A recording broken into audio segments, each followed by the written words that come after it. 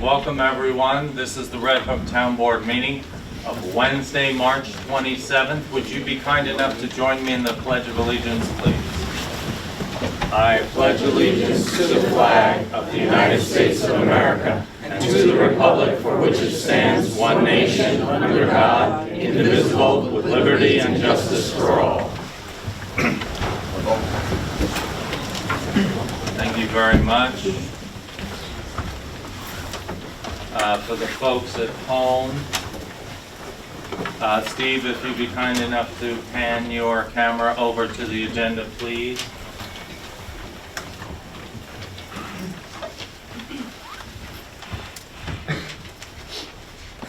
Tonight we'll be discussing, we have a public hearing on proposed local law A, which is a temporary moratorium in 3 particular areas. We'll describe that shortly. We will then, for our agenda, we have and may include, depending upon how many public speakers we have, may include a preliminary engineering study, a final one. If you've been following our meetings over the course of the last several years and months, you may have already seen this study in its initial form several months ago. It's now been finalized in preparation for some work potentially in creating a central sewer extension from the now existing village central sewer system. And some other options if not that. Then we'll take up some discussion on local law A. We also have resolutions to contemplate to appropriate some ARPA funding for the Tivoli Firehouse expansion project. Multitude of sources being allocated from different levels of government and from private sources in order to expand that facility. We will be discussing the trail and fencing improvements to Cookingham. If you've been following along with that project, there's a lot of public purposes. We have trails that will be on the west side of Cookingham that will extend from the Abrams Park into ultimately our rec park, but certainly on the existing farm roads on Cookingham West. We're just going to support the foundation and delineate with some fencing. We are also going to discuss, there's a small portion of land on the west side as well, which we are studying for community solar. We have a resolution to a ministerial thing to update our policy as per New York State regs as it relates to harassment. And hopefully we'll have time for department, board, and committee reports, but that may not happen. You can read about those online. So I'll quickly go ahead and just tell you the announcements for folks at home. First of all, we're very happy. We found out just today, as a matter of fact, that we've been awarded $100,000, another $100,000 by New York State's Clean Energy Communities program for all the projects, many of which you've probably heard about over the course of the years. There's different levels. We are now applying for that next level. If we achieve that, which we anticipate we will over the next several weeks, we will be awarded yet another $175,000. There's a third level, right, Laura, you said if we achieve that final third level, we'll be awarded another $250,000, a grand total of $525,000. We did receive notice today of the $100,000 award. Notification, official notification that the town has been designated a pro-housing community. We have a notice from DEC on the burning ban. Just to remind folks, between March and May each year, there is a ban on burning throughout New York State. Early voting, you may or may not already know this. There's a presidential primary. Early voting takes place in several locations throughout the county. These are the days and the hours. The nearest location is in Rhinebeck at Brookmead. And here are the election districts. It's spring season and we have many events that we want to let you know about. Backed by popular demand, on April 6th we have E-Waste Day. We're one of the few municipalities that actually conducts our own e-waste. We find it's a terrific service to our residents. At the same time, or different hours actually on the same day, we have Repair Cafe going on again at the Community Center. That's Saturday, April 6th. The following day, we have our free clinic in concert with Dutchess County SPCA. That'll be here, right here at Red Hook Town Hall. Free rabies vaccination, and that is from 8 to 12 on Sunday. We are having our now third Drive Electric Vehicles demonstration. That's the following weekend, Saturday, April 13th, from 1 to 4. That's here at Red Hook Town parking lot. We'll have many makes and models as we have in the past, from local dealers and actually local residents bring and get test drives. If you're interested, please do attend. Very important every year, but especially this year. I think it's 17th, Red Hook Cleanup Day. Volunteers in your community, you may not know this, every year we gather here at Town Hall and we walk the streets and the highways and we clean up the refuse. It seems in particular this year we have quite a bit. That is Sunday, April 21st, 1 to 4. Arbor Day festivities, May 4th. Apple Blossom Day the following weekend, May 11th. And we just got finally a booking for the very popular Shred Day, which will be Saturday, June 8th, 9 to 12. It says Recycling Center. I think actually it will be here in the town parking lot, as it has historically been. And so we have some posters. All of this information is on the website. All of it will be in a mailer that you'll receive, as you did last spring, from my office as well. We also will take this opportunity, it's so nice to see so many of you, to remind you, as we have in the past, several years ago, about 7 years ago, we instituted a new website with notifications. If you sign up for notifications, you'll be sent information about what's on this meeting's agenda and every meeting going forward. So if you have not already signed up, you may find benefit to do that as well. Okay, that being said, we do have a public hearing tonight. And Deanna, would you be kind enough to read the public hearing notice? Notice of public hearing, Town of Red Hook. Please take notice that a public hearing will be held by the Town Board of the Town of Red Hook on March 27th, 2024 at 7:35 p.m. local time at the Town Hall, 7340 South Broadway, Red Hook, New York, 12571.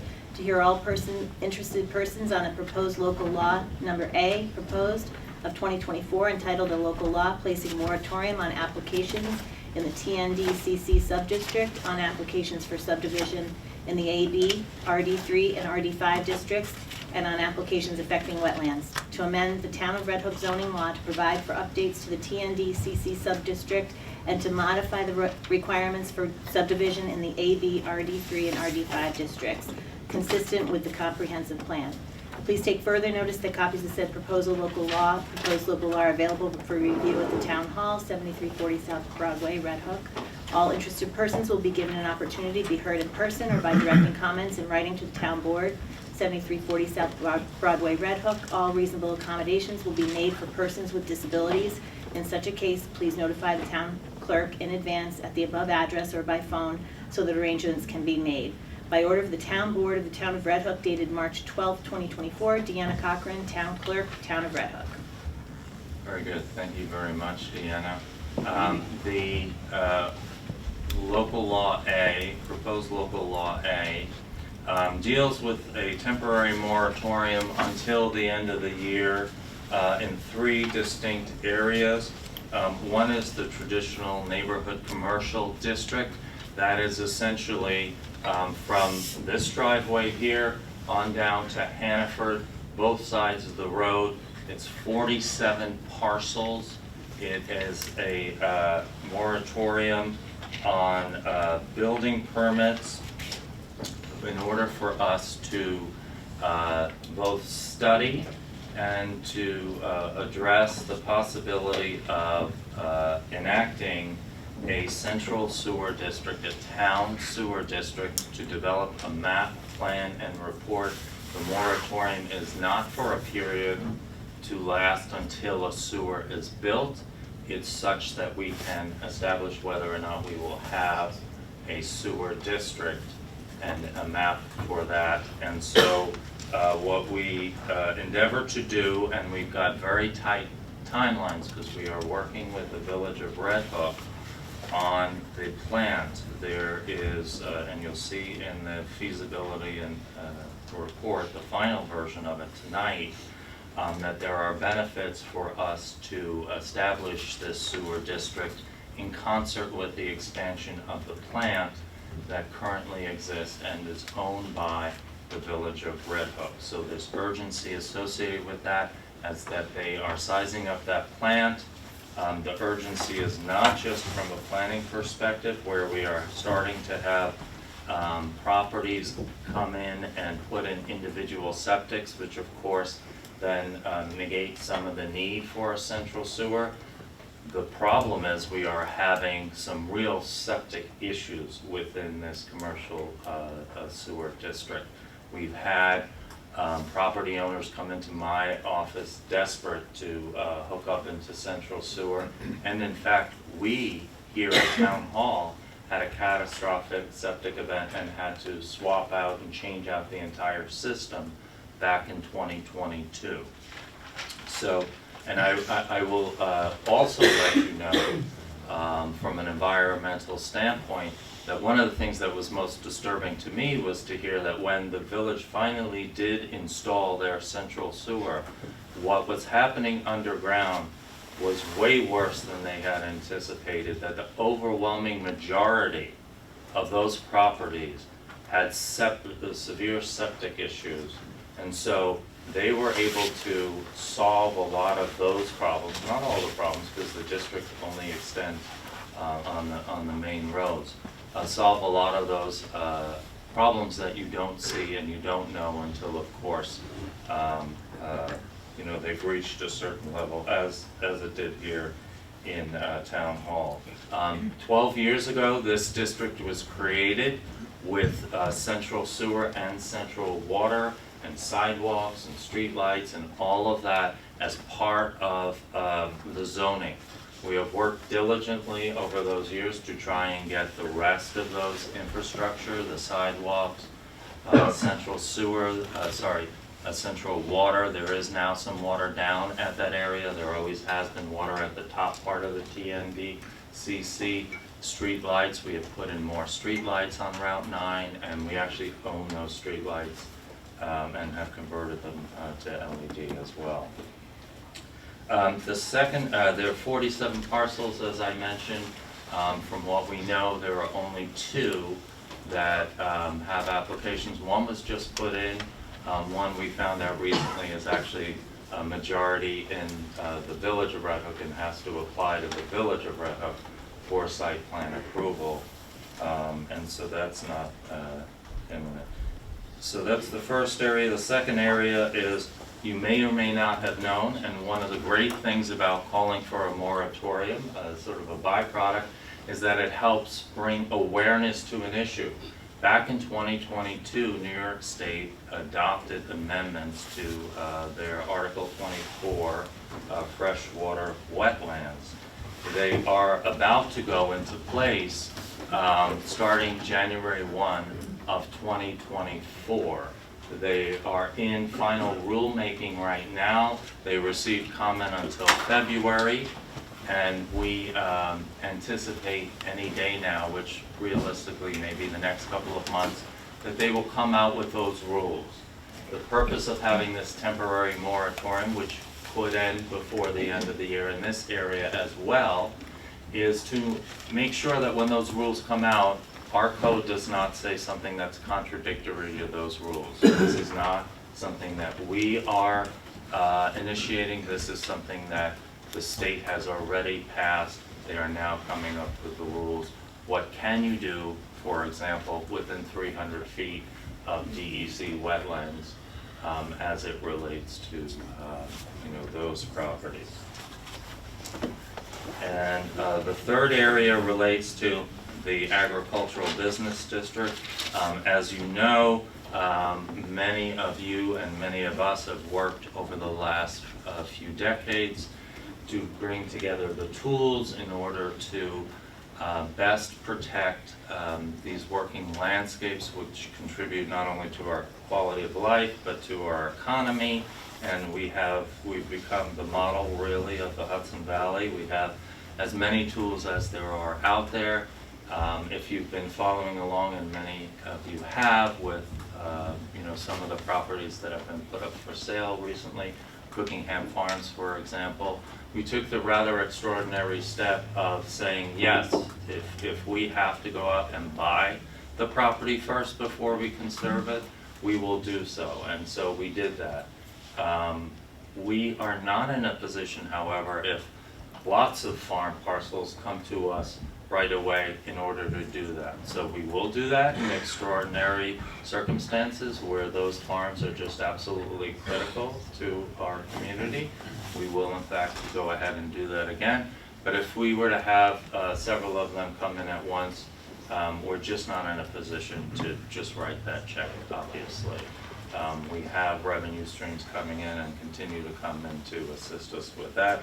We want to, however, take a look at that zoning and make sure that in the meantime that it's protective enough that we do have the time in order to preserve those farms, and make sure that those landowners get the equity out of their lands when and if they do decide to sell or develop, because frankly, if it were not for them over generations, we wouldn't have lands to preserve. So we're mindful of that. So those are the three areas that we have, and the rationale for the temporary moratoriums. And again, for all three areas, I think we can end them early, but for now we have them scheduled for the end of the year. And I want to be clear with folks, we have no anticipation that we are going to extend the moratorium until the sewer goes into place. There are funding opportunities. You're going to hear about that in the presentation. You're going to hear about deadlines. I won't go into it because it'll be repetitive, and we want to make sure that everybody has an opportunity to speak tonight.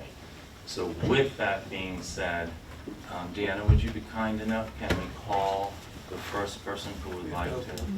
Yes, and a motion to open the public hearing. Second. All in favor? Aye. Aye. Thank you. And who do we have first tonight? Is it Shane? No, it's me. Oh, okay. What's your? My name is Sheila Buff. Oh, Sheila Yeah, Buff. I'm here okay. representing the Sawkill Watershed community, See, but I'm Sheila, going if Okay, to... you you'd can be come up kind here and enough talk to at the come to microphone. Thank you. Folks, if you would just say your name when you come up, so for the town clerk, so it can be recorded in the minutes. We really appreciate that. Hi, I'm Sheila Buff. I'm here representing the Sawkill Watershed community, but I'm going to... Sit down. Let me check and see it's on. Thanks. Thanks. Sorry. Yeah. Thanks, folks. Thanks for your patience. Yeah, it is. You might have to hold it and just speak right into it. Okay. I'm Sheila Buff. I'm here representing the Sawkill Watershed community, but I'm going to yield my time to my colleague Karen McDonald. Just so you know, folks, there's no yielding of time. Okay. The rules that were established well before our time here on the town board. If you sign up, it's your 3 minutes. You don't get extra 3 minutes because somebody wants to give them to you. Okay? All right, no, I'm giving Okay. them to her for her only 3 minutes. Does that work? Okay. Do your only 3. Did you sign up to speak, Sheila? I did. Sheila did and Karen did? Yes. Okay, so only 3 minutes. Is she next on the list? Sorry, No, Sheila. I'm way toward the end. Okay, so fine. I Who's don't- next? I'm gonna take my 3 minutes. Yeah, I don't know.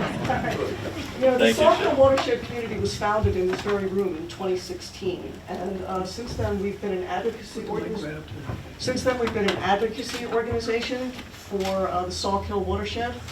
We're very active in water monitoring, making sure that the water in Sawkill is clean, free of pollutants. We're very active in protecting groundwater resources, which means protecting your drinking water. And as you know, most of you get your drinking water from either a town well or from your own individual well, so protecting the groundwater is extremely important. We're here to support the moratorium. The DEC is making substantial changes to the wetlands regulations, and we feel that it's best to put a moratorium on temporarily so that future projects don't come into conflict with the new regulations. We also support the new regulations because they protect smaller wetlands that are currently protected, and because they also protect areas of significant importance that are wetland areas. And that gives us more flexibility in protecting the environment and habitats that might be a little bit unusual or in need of particular protection. So the moratorium, the change in the regulations is such that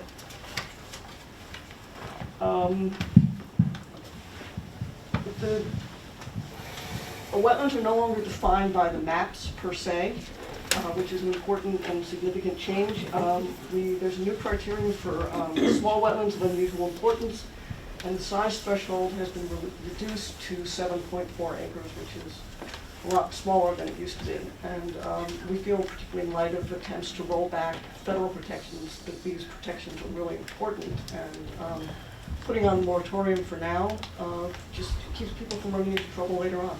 It's not that, it's fairly straightforward, and we wouldn't want someone to start a project and then find out that they have a wetland of unusual importance on their property and have to halt it. That's probably more harmful than helpful. So I'm gonna leave it at that, and my colleague Karen McDonald will tell you more about it later on. Okay. Thank you, Sheila. Who's next? Thank you. Thanks. Gary Kowalski. My name is on that list because I may want to comment. Okay, Gary, we'll see if we can get to you. Yeah. Okay, thank No you. problem. I see. Thank I've you. just been one to be denied. Okay. Norman Gregg. Norman.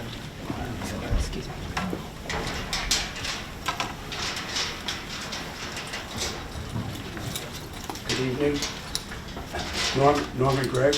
I'm a farmer in Upper Red Hook. I'm here to speak in opposition to the moratorium. I think that there's none of the things that the town wants to accomplish are how do I say it? The moratorium is not necessary for any of the things the town wants to accomplish.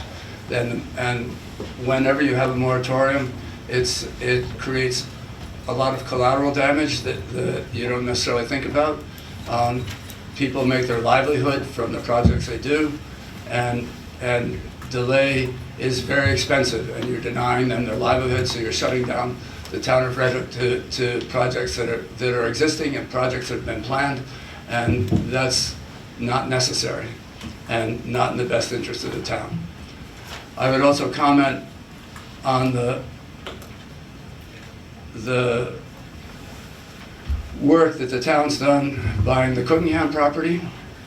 The town has absolutely no business being the realtor or the developer of farmland. And the fact that the town talks about how farming is so important, but I sit on the agricultural committee of the town of Red Hook, and none of this has ever been run by the town agricultural committee because you don't really want the agricultural input. And when the town buys land and then puts it up for sale, it actually creates an impediment to farmers accessing that land, because then you go through a bid process rather than a normal negotiation that you would do with a realtor.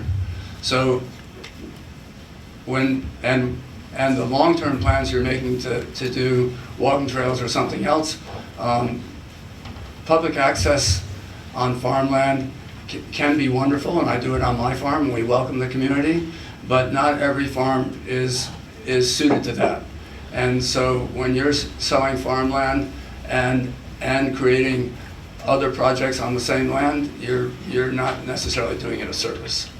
But I'm absolutely opposed to the moratorium. I think it does damage to the community, it does damage to the individuals, and some of them it would be significant damage. That'd be a problem. Thank you, Nora.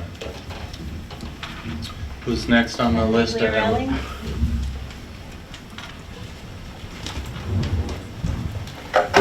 What? Uh-oh.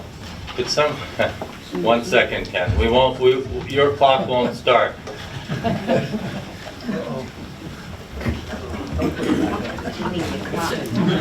Kenny, you didn't arrange for that. Is that a bad sign? Yeah. I'm a little nervous because you have pages, but don't forget 3 minutes. Yeah. Thank you. And obviously, you all know you can write to us at any time, come in the office at any time, and some of you have. Okay.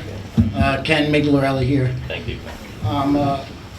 To the members of the town board, as the Economic Development Committee of the town of Red Hook, we are writing to express our collective opposition to the proposed local law A 2024, which seeks to enact a moratorium on the application in the TND CC subdivision in the AB district and application affecting wetlands within the town of Red Hook.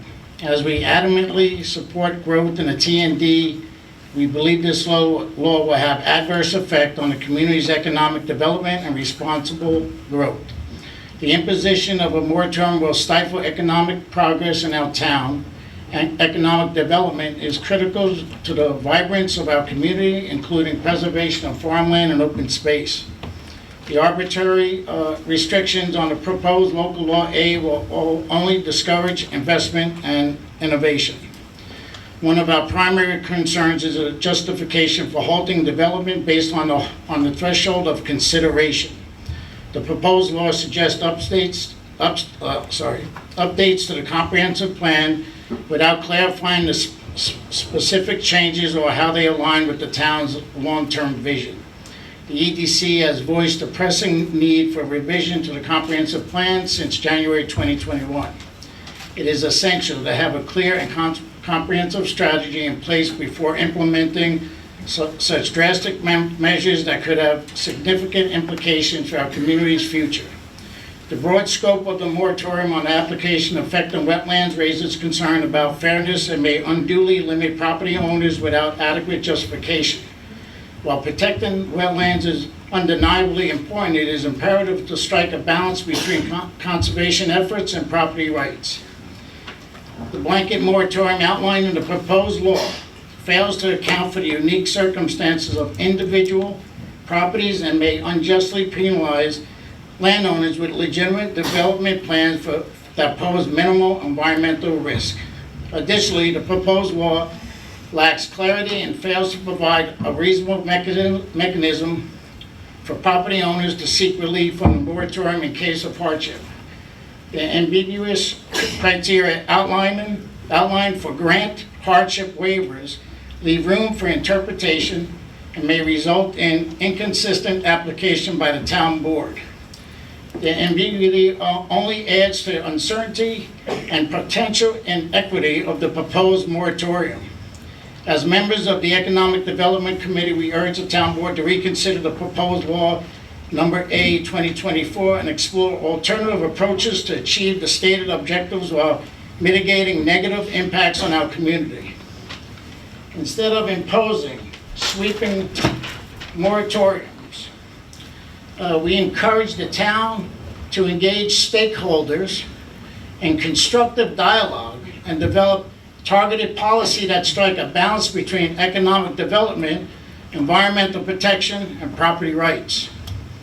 Thank you for considering our collective perspective on this matter. We trust that you will carefully evaluate our concerns, before making any decisions regarding this proposed local law. Sincerely, Economic Development Committee. Thank you, Kenny. Thanks.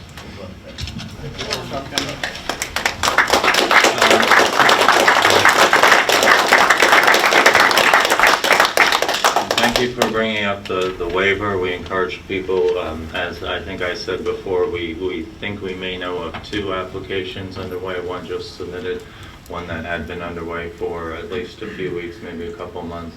And the TNDCC, we think we know of 2 or 3 applications underway that may be within 300 feet of DEC wetlands. If you have an application that we're not aware of underway to add to those 3, please let us know. Also, if you are contemplating doing work within 300 feet of DEC wetlands, know that you can fill out a waiver also and submit it to us for consideration. Okay? Next up. Bob Ross.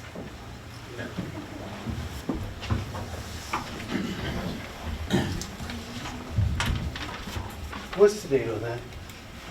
On this? Monday or Tuesday, but something or another? Oh, that was the date that the, Yes. that we On a Tuesday, set as that. you said, yeah. set it, March 12th. I've got to say that I have really some concern about the direction on some of these major decisions. I have put an application in for a building down in the TND that now is 8 years in the making. Last 2 years, we kind of gave up on it. I'm not here to give up on it this time, Robert. But anyway, the problem I have is I've done a lot of sewer routes, and you've got 47 lots. We know we have an issue there. I agree with you, and I think you've done a wonderful job at bringing this to everybody's attention. However, the town didn't shut everybody down, every business down in town when they ran their sewer through there. Why do we have to run our sewer through? We're not sure what the volume is. Okay, we're going to put a 3-inch pipe instead of a 2, or we're going to put a 2.5. People, the pump, that doesn't hold water. Number one. There's nothing in that justification from an engineering perspective that makes any sense at all to me, or to anybody who knows what's involved in the design of that. The other thing I have a concern about, and I don't have a whole lot to say, I mean, that's my big beef, is I look at this map of Red Hook. Everything that's light orange, dark orange, and black is off. You can't build, do anything on. That's pretty sweeping. And as Kenny said in a much more elegant way than you can't do that. That's going to cause a lot of hardship on a lot of people. And is it really needed? I don't think so. And then yet, I lost my third point, and I don't want to bore everybody with this discussion. It just seems getting something through here seems to be impossible. The average person, I talked to people down here at Traditions, they took 10 years, I'm on 8 years. I mean, this is crazy. We should have a planning board that helps the people, not tries to damage them, and not tries to push it out and push it out and push it out. Come in with a building plan. This is where the building is, this is where I want to put it. This is my other plan, this is my tree plan or whatever, but split them up separate so people, they're not shooting at a moving target that's constantly moving for stuff that's totally nothing. It's nothing in the big project. And then I'll say that this, and I didn't like doing it, but we had to. I think we have close to almost 100 more signatures on this resolution than we need right now from registered voters in the town of Red Hook. It's not the way we want to play ball, but it's the way we had to play ball tonight, or we knew we were going to get this rammed down our throat again. Now, we talked to the one other point, and then I'll get out of your guys' hair. Yeah, I go north of town, and where we bought out Cookingham, and then we went up for bid. Should we really be in the real estate business or not? And I have a piece of property there that would lend itself to that, although, quite frankly, I'm not in favor of working class or low end. I don't want another Hudson deal here in the Red Hook where we've got the Hudson waterfront all completely ruined because they decided years ago to run a project very similar to this. Bob, I'm sorry, now you're 3 minutes. Now I'm early. overboard, it's amount of time. That's You were fine. fine, you were fine, Bob, but I just want to tell you.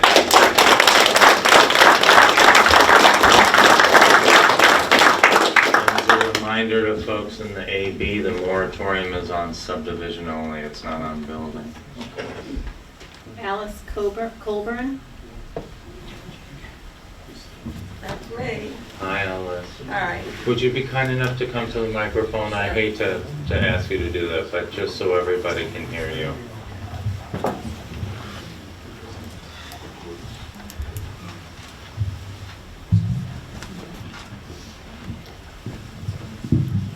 I'm Alice Colburn, and I guess everybody probably knows that the Colburns have been around here since at least 1948 or 9. They've run a business across the street, and you guys, if you put a moratorium on this, you're going to hurt some very young people that are trying to do something for this town. Now, these young boys have worked real hard. They've been in front of the planning board for a number of times, and they've done everything that the planning board has suggested, or are willing to do everything. And it seems a shame that you guys are thinking about holding them up for a year when they have already invested a ton of money and will have to wait for a whole year before they could go forward. And it just doesn't seem right that you guys can do that. So I'd like you to reconsider what you're doing. Thank you. Alice.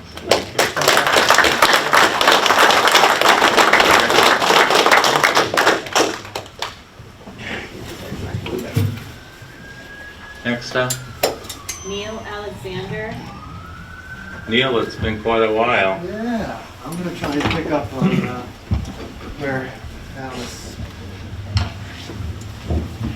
And Neil, I'll just remind you, just because I I'm gonna- remember the last time you were here, 3 minutes. Yeah, I got Yeah. it. So really quickly, I'm going to pick up where Alice left Sure. off. My name's Neil Alexander. I'm a partner at the law firm of Cuddy and Fader.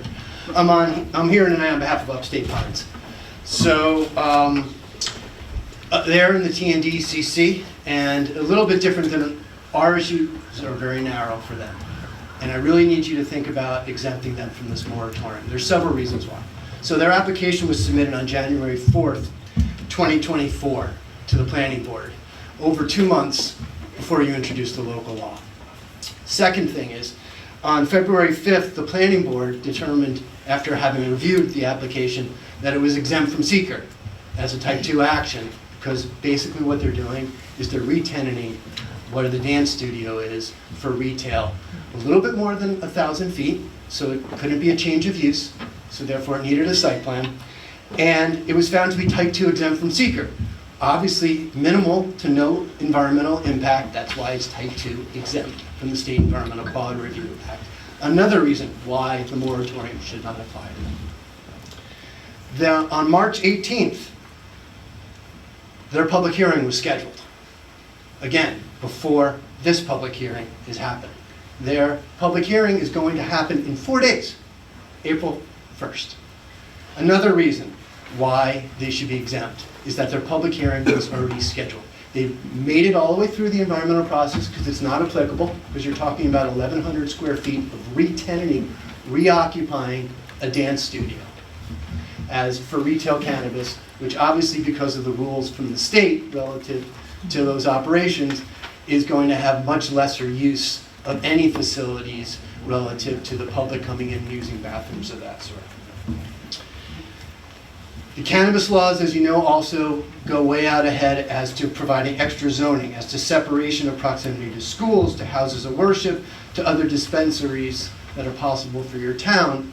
Again, the cannabis rules with the states are a great overlay and why this should be exempt. You've also already identified, this is the only pending application in the TNDCC that has made it to these milestones. Exempt from seeker, public hearing scheduled, 4 days away from probably having a public hearing closed, and maybe even an approval. And if the approval isn't ready, maybe it's just because the planning board attorney hasn't had a chance to draft the resolution, and they'll need a couple more weeks. It's a reoccupancy of existing space of a building. Just let me check my notes, and then I'll sum up. So, this is the last point. If you read both the letter from the county on the referral, they say, hey, maybe you guys should scale back and exempt certain aspects of applications. That's their recommendation to you. If you really read their letter, it's one of the last sentences if you're not looking at the box in the forms. It's also, given our septic situation, exactly what your planning board recommended as far as scoping down the moratorium appropriately. So we're in line with everything that's happening, and we're behind. Yeah. I'm sorry, 30 minutes are up.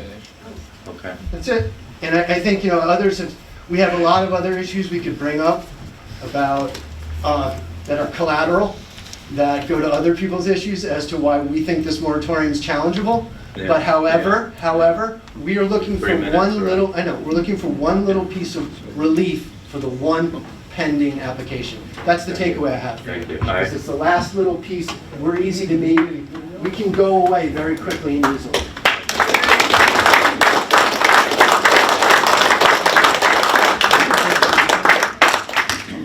Jeff May.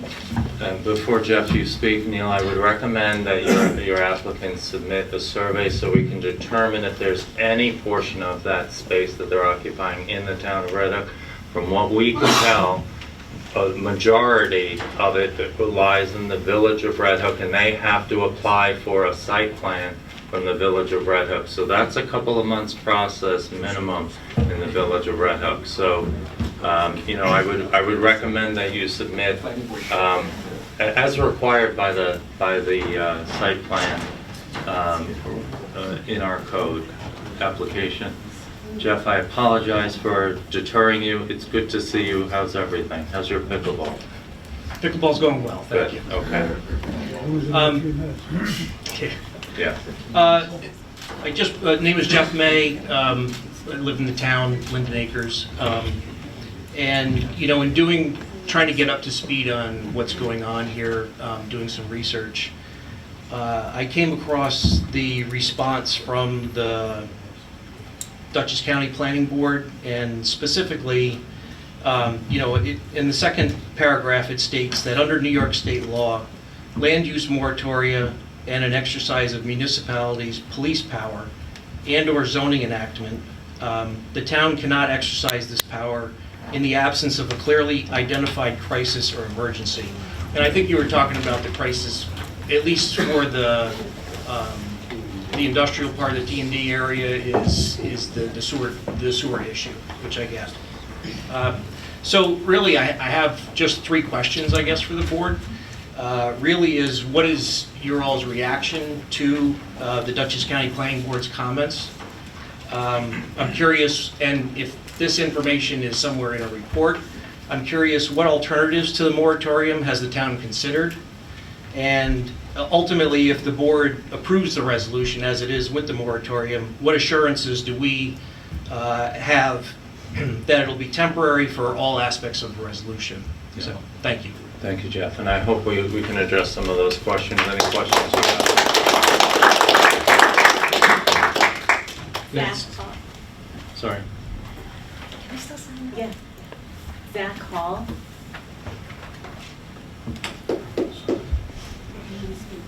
Zach, thank you. Hi, I'm Zach. I'm gonna start my own timer. You got your own timer, Zach? I'm gonna start one. I don't want to get in trouble. We're going off the clock. All right, start.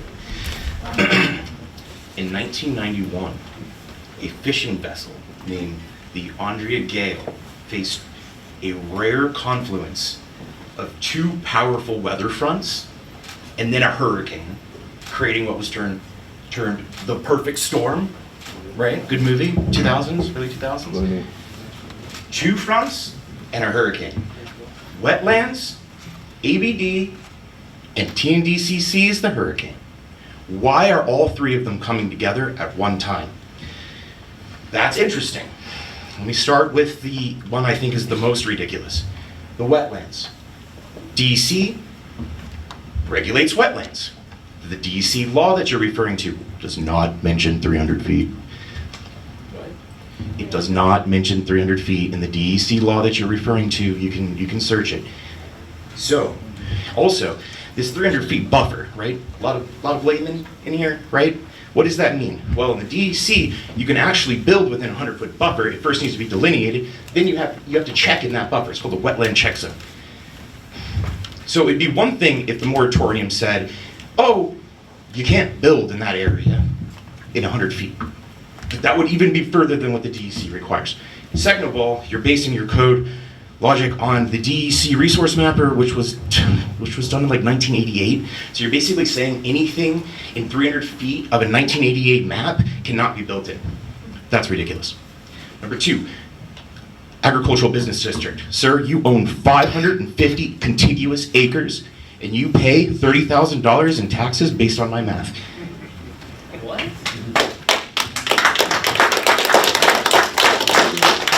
And it's right next to the this is going to be a tool just like I read all of it. I mean, I know your tricks now, right? I read the 2017 moratorium on commercial extraction. I read the 2001 moratorium on public right-of-way development. Now that was an interesting one too. I will not get into the scuttlebutt, but this is the third one, right? In your term, and it will be extended. This is a public hearing, sir. It's 3. Are you going to kick me out at 3 minutes? At 3 minutes. Let him keep going. Like everybody else. Let him go. No, sorry. Zach, yeah. Take another 30 seconds, Zach, please, sorry. Okay. The third one is the T&D district. When I did Mighty Donuts, I was in front of the planning board and the zoning board, and both of those boards were trying to make it happen. Why couldn't it happen? Because the town told them there wasn't plans for a sewer. What I found out is that the grant you're applying for needs to be shovel ready. The grant he's applying for needs to be shovel ready. When we're done with this public hearing, we're going to see Brandy put together a beautiful feasibility study. That is the first part of this grant application. The second part are signatures from the board. This is what we're waiting for. A feasibility study that's already done, and then we're going to be waiting on an engineering report, the ERO, right? I'm just informing the town. I'm trying to inform the town of what you're trying to do because you're doing a very bad job of it, and I've had 3.5 minutes, and I've done a better job than you. Okay.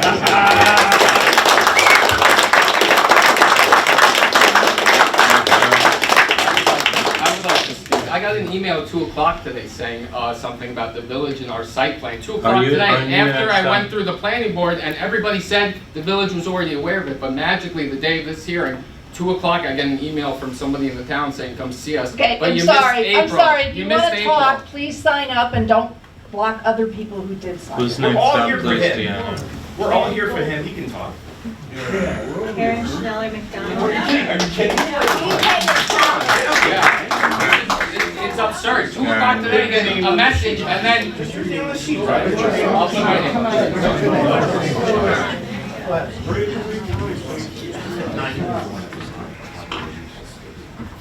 If you write it twice, you get 6 minutes.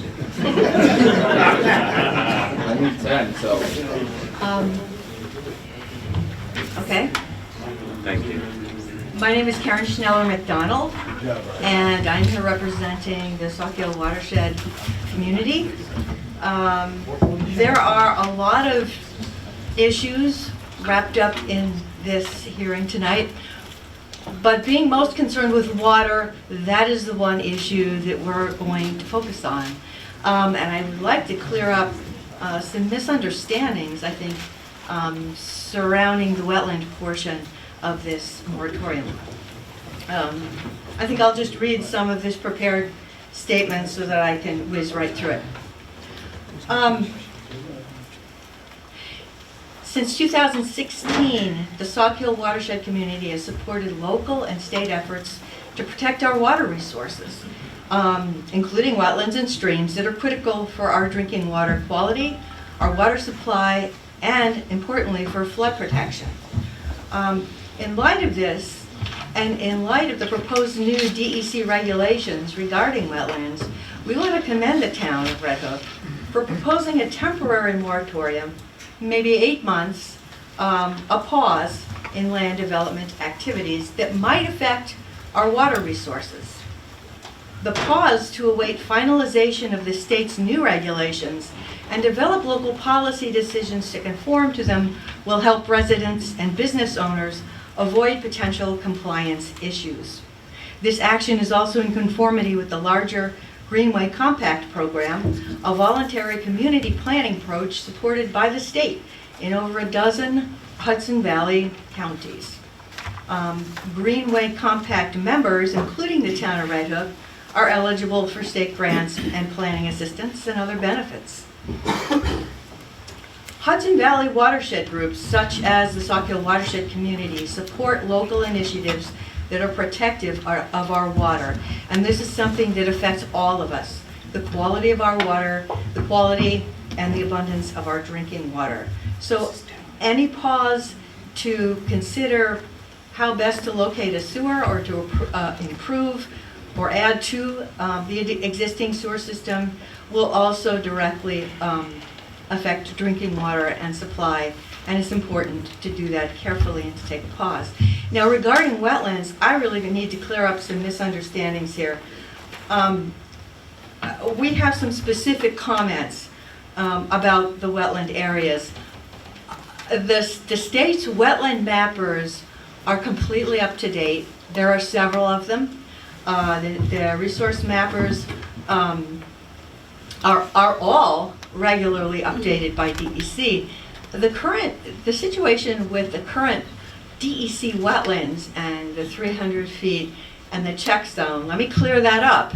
These are all mapped on DEC's interactive mappers. You can go online, you can find a parcel, and you can very clearly see whether an existing DEC mapped wetland it can be found on that parcel. But the wetlands, as explained by the DEC, New York's freshwater wetlands maps only show the approximate location of the actual wetland boundary. They are not precise, regardless of how closely you zoom in on the map. That's why the maps include a check zone, which is an area around the mapped wetland. Karen, I'm sorry, in which, you're also in 3 minutes. Can you wrap it up? Yeah, anyway, the point is wetlands can occur within that check zone. That's why it's important. It's on the DEC maps, they're up to date, and the details are in our prepared copy. Okay. So I'll leave that for the record. Thank you, Karen. Next up, please, Deanna. Jared Vengren. Jared.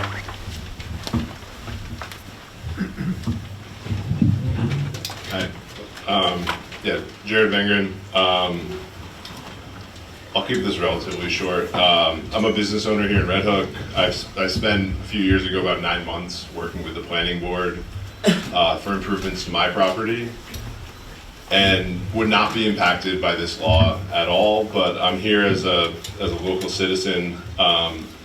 My experience was that the planning board did a really thorough and thoughtful execution of their role in contributing to the development that takes place in Red Hook. As evidence tonight, like, this is a very complex issue. I'm glad to see it being discussed with input from the community. But that said, my opinion about this law is pretty simple. Our own planning board has come out with a really strongly worded letter sent to the board indicating they disapprove of this, indicating it might even be illegal. We're suggesting putting a moratorium on the planning board approving any development in this town, and they don't approve of this law. So I'm against it.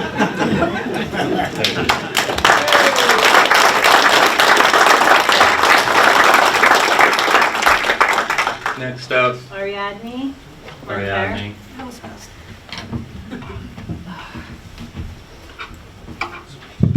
Hi, I'm Ari Adney Monterre, and I am a member of the planning board. I want to speak first to the wetland moratorium. Our concern is with the 300-foot buffer, which we think is totally arbitrary. It also has, I think Bob Ross was showing a map. it's going to encompass something like 40% of the land in Red Hook.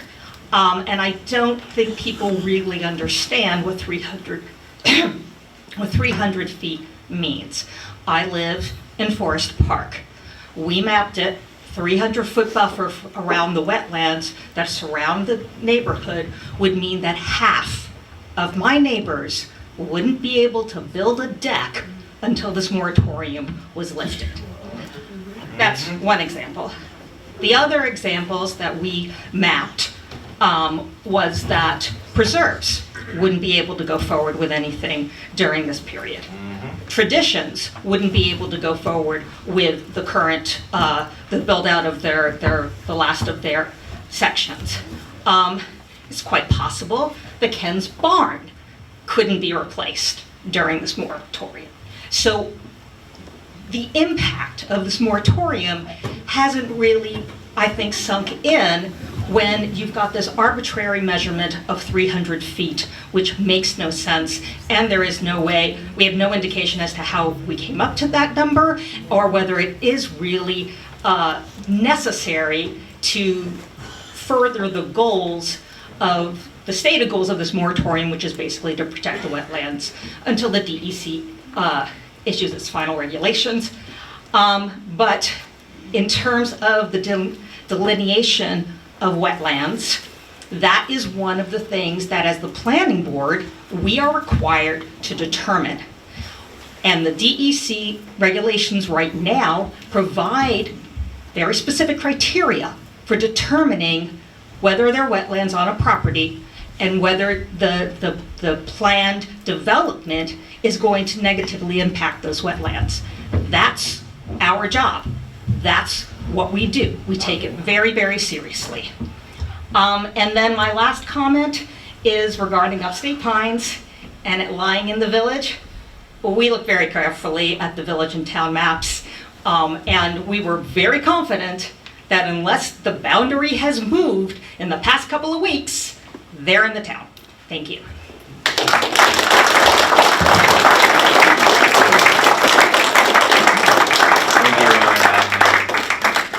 Next up. Brian Salis? Seiler, I'm sorry.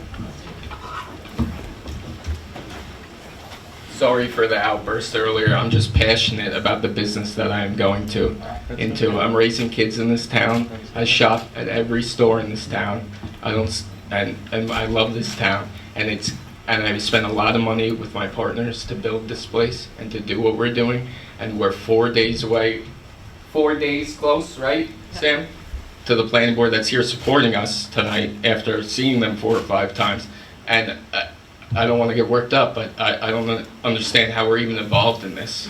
How you could change a simple change of use of a building, like our lawyer came out to say tonight, a simple change of a use. So if you or any of you own a commercial property, you will not be allowed to rent it. But how does that affect our economy up here, right? Because the businesses will go out in that year, and we know that. With no new business coming in, where is all our tax dollars coming from, right? And then at the EDC meeting, you said it could be a couple months, and now you're saying till the end of the year. So the story's changing every time that somebody's speaking to us.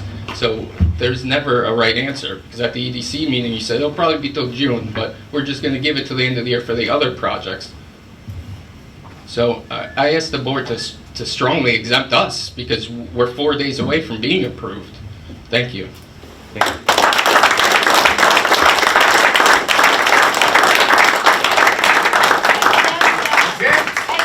up. Who's next up, please? Peter Pinto? Peter? Peter Pinto? Peter, 3 minutes, 3 minutes. Yeah, no, this is good. I wasn't even going to come tonight, but and I understand what they're going through, its development. But I just want to, listening to the people talk about the watershed protection of the wetlands, let me tell you, nobody does nothing. The DEC, they might as well be asleep, okay? We were completely flooded out up at North Red Hook, okay? We had beavers put in a big flood. Nobody cared. I went to the DEC, we don't care. Nobody cared. It's up to the homeowners to take care of the wetlands. Nobody cleans them, nobody clears them, nobody takes care of them. I have to pull tires tires with chains that weigh 200 pounds added a wetlands on my property. Does anybody from the town move, the DEC? They don't care. So now to bring up the watershed people, saying, oh, we do so much for the water, I gotta put my foot down because it's ridiculous. It's the homeowners that take care of the wetlands. That's all I want to say. Thank Mill you. Pond is a prime example. Yeah. That was right up there rolling.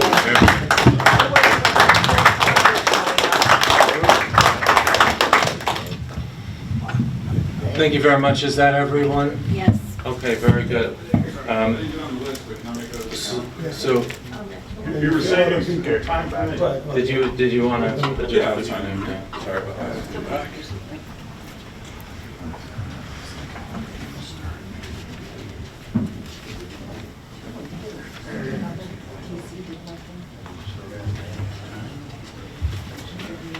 Dennis, if you would just kindly tell everybody your name, that's all. Okay. Good evening, I'm Dennis Knuck. I own a parcel in the TNDCC. Some interest in this pending local law. First of all, it seems to me this law is 3 different moratoria with 3 different justifications to accomplish 3 different purposes. There's the pending EDC regulations, the AB related to the comprehensive plan, TNDCC moratoria related to the sewer. I would suggest that it should be 3 different laws considered each on their own merits. For example, I don't really understand the December 31st deadline. My understanding is sewer applications are due in June. Does the justification for a moratorium extend beyond that?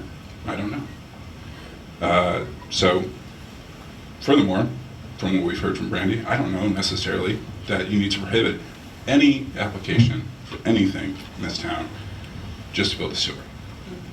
For my own site, I couldn't put up another parking space, I couldn't put in a light, I couldn't do anything until this moratorium is lifted. We have no sort of milestone schedule as far as whether they'll be extended, or I just have no idea. So, 3 different moratoria, let's consider them each on their own merits. Thank you. Thank you, Dennis.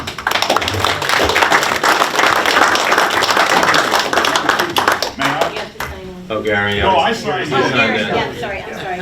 All right, after Gary, if everybody's had a chance to speak, I'd like at this time, Brandy's going to take, what do you think, about 20 minutes or so, Brandy? Or- Okay, just to update folks, or related to that. I'm going to speak after Barry. Did you sign up? Okay, all right. Let's do that, and let's make that the last one, please, okay? We want to make sure everybody who wants to has a chance to talk, but we do need you to sign up. Gary, go ahead, please. Gary Kowalski, Upper Red Hook. I'm more familiar with what's happening up in my area. I know of a project that's been hitting roadblocks for over 13 years now, and I happen to have a document from their legal people, and it doesn't say very many nice things about the board here, and it was actually provided to the board. It was copied by a law firm, Sertelman and Balin. The owner of Landmark Realty, who's trying to do that development out there, happens to be sandwiched between 2 board members here, 2 officials here, so there's a conflict of interest. They should recuse themselves from these decisions. They have been shut down, all part of this thing. They're shut down now. The moratorium hasn't even been approved. They're shut down. Now, the owner of that group also holds the deed of a piece of property that borders my property up in Upper Red Hook off of Spring Lake Road. It's the old paper mill. The old paper mill was going derelict for years. I contacted the owner. We come to an agreement. I started cleaning up the place and getting involved. A young couple approached, and the young couple bought it, and this gentleman holds a note on it. But it seems like they can't get any further. They're shut down. You don't like business. Firehouse Production, I used to drive for them. They're moving out of town. They've had it with Red Hook. People are leaving this town. Look at this gray building out here, this barn. They want to get $1 million grant for that, for a restaurant. And farm market. I've talked to my farmer friends. They're trying to eat, survive here, and I've still got a minute. They're trying to eke out a living here with their markets. You got Kenny, for instance. He does a lot in New York City, or I don't know if he still does, but he used to concentrate on that kind of stuff. He's got a market out by the bridge, market right here. You got Hardiman's trying to do things. You got everybody trying to, already we are saturated with farm markets. And as far as grants go, do you know where the grant money comes from? Does anybody know where that money comes from? State or federal, right? Where do they get their money? From us. So, thank you. You guys are grant crazy. I still got 8 minutes, 8 seconds. 8 seconds, excuse me. Nice try. Okay. 2 more seconds. Thank you.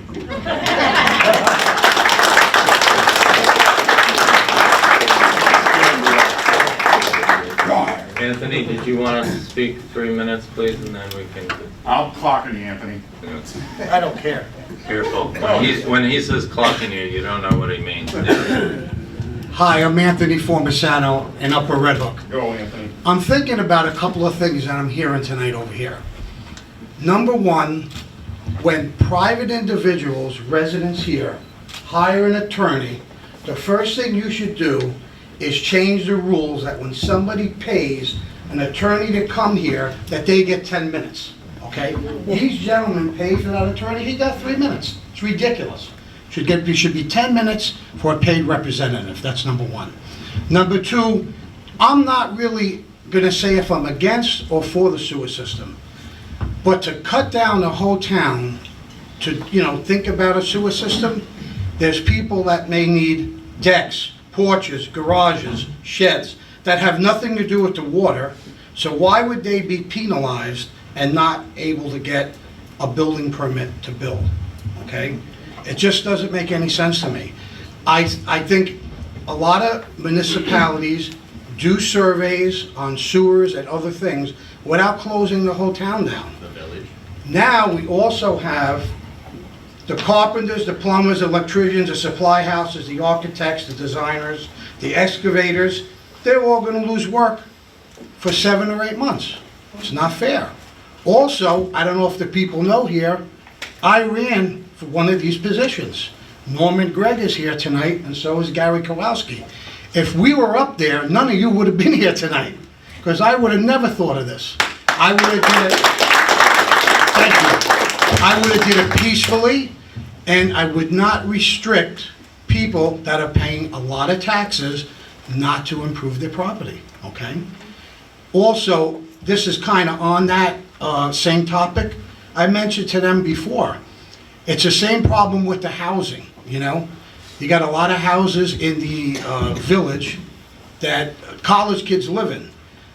The homeowners don't fix them up because we know what the college kids do to them.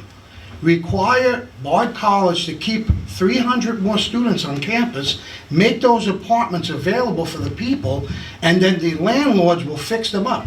Why are you going to fix up a property when you got college kids in there bashing it up? It doesn't make any sense. I had properties that I rented to college kids. I know what you go through, okay, years ago. So there's just a lot of questions, and I think, see, these guys Anthony, think... Anthony, you have 3 minutes. 30 seconds. No, not even. These guys honestly think I hate them. They really do. They might not tell you that, but they think I hate them. I don't hate you guys. I hate your ideas. It's different, okay? And on my end, if you like me or not, I really don't care, okay? So thank you for letting me speak.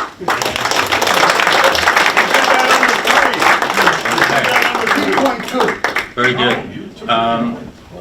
Let the record show we did have a handful of written comments, and that'll be made a matter of public record as well. At this point, Brandy, thank you for coming, and for the folks, we hope that if you're in a position where you can see. Wait, as a point of order, are you keeping the hearing open? The hearing has not yet been closed. Okay, we're doing the presentation, so it's a part of the hearing, okay? we'll see where we are time-wise, but So why did you comment after? we've allowed opportunity, and we're going to respond to your comments, both written and your oral comments tonight. Okay? Sure. Thank you, Brandy. Okay, great. Good evening, everyone. I'm Brandy Nelson. I'm an engineer with Ty and Bond, and worked with the town for a number of years on a variety of issues. I know some of you here. Nice to see you all. With regard to the sewer district, Mr. Supervisor, are you going to be able to scroll through the slides? I will. That yes. would be great. Sorry. Okay. Yeah. So, as Supervisor said, we have been exploring with the town sewer district. If you go back a couple of years, we've actually been seeking grant funds to actually undertake the engineering report. Just this last year, the town decided to just have us go ahead and proceed with preparing the engineering report. And the reason for that, if you want to go to the next slide, that'd be great, is just that there's been over a decade, in fact, we're getting close to a decade and a half of work towards implementing the town's Centers in Green Space program, which I believe started, someone else can correct me, I think 2009. Maybe even before then with some of the visioning for it. And what that led to, if you could go to the next slide, is the TND zoning. So as you all probably know, the TND zoning consists of 3 elements of zoning. There are TND neighborhood, those are residentially focused areas. There's a TND CC, that is the red polygon that is shown on the screen there. And then there's a TND office industrial, that's the purple block that's provided on the screen. If you don't mind going to the next slide, the reason for the TND was originally to be able to transfer development potential from outlying agricultural areas to a more dense village-like center similar to what the village of Red Hook has to promote economic development and preserve agricultural resources. Next slide, please. In addition, you heard the Sawkill Watershed community talk about the fact that, Mr. Supervisor, could you go to the next slide, please? Sawkill Watershed talk about the fact of drinking water quality. The town and the village have, over the last year and a half, received a grant and technical support from both the DEC and the Department of Health to evaluate the watersheds within the town and village. The town has historically, through their zoning, put in place protections on the watershed. And the reason for that is because the majority of folks living in the town derive their drinking water from the groundwater, either if you're being served through the village's central water system, through one of the town districts, or through a private well.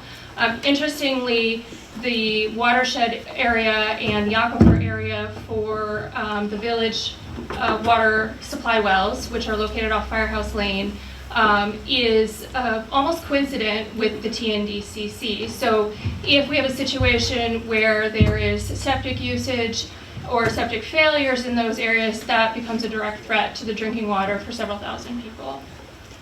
Am I going to the next slide? So in terms of preparing a preliminary engineering report, the format of the report is something that's pre-prescribed by the state of New York through what's called the Environmental Facilities Corporation. The Environmental Facilities Corporation, for those of you who are not aware of it, is a financial arm of the state of New York that provides favorable financing either in the form of grants or in the form of loans to communities around the state for the implementation of drinking water and clean water projects, clean water being wastewater projects. Currently, the state of New York has several different funding opportunities that are available, and they are available for communities individually and jointly with other communities. So that's the reason for preparing the preliminary engineering report, and also we prepare it in the format that's consistent with the state's requirements so that we can include that as part of the application, which is a required element of the application. So we undertook 4 tasks. You can go to the task 1, that'd be great. The first task is to define the area that would be served by sewer. Naturally, we looked at the TND, the TNDCC, the TNDR, which is on the east side of Route 9, and the TNDOI, which is south of the Hannaford Plaza. We did not consider the TND that is on the west side of Route 9 off Old Farm Road. As you know, that is the Tradition development, and as part of their development, they constructed and installed a wastewater treatment system that is now run and operated by the Dutchess County Water and Wastewater Authority. If you don't mind going to the next slide. So what we do after we define the area that would be served by sewer is we have to make estimates of how much wastewater might be generated out of that area.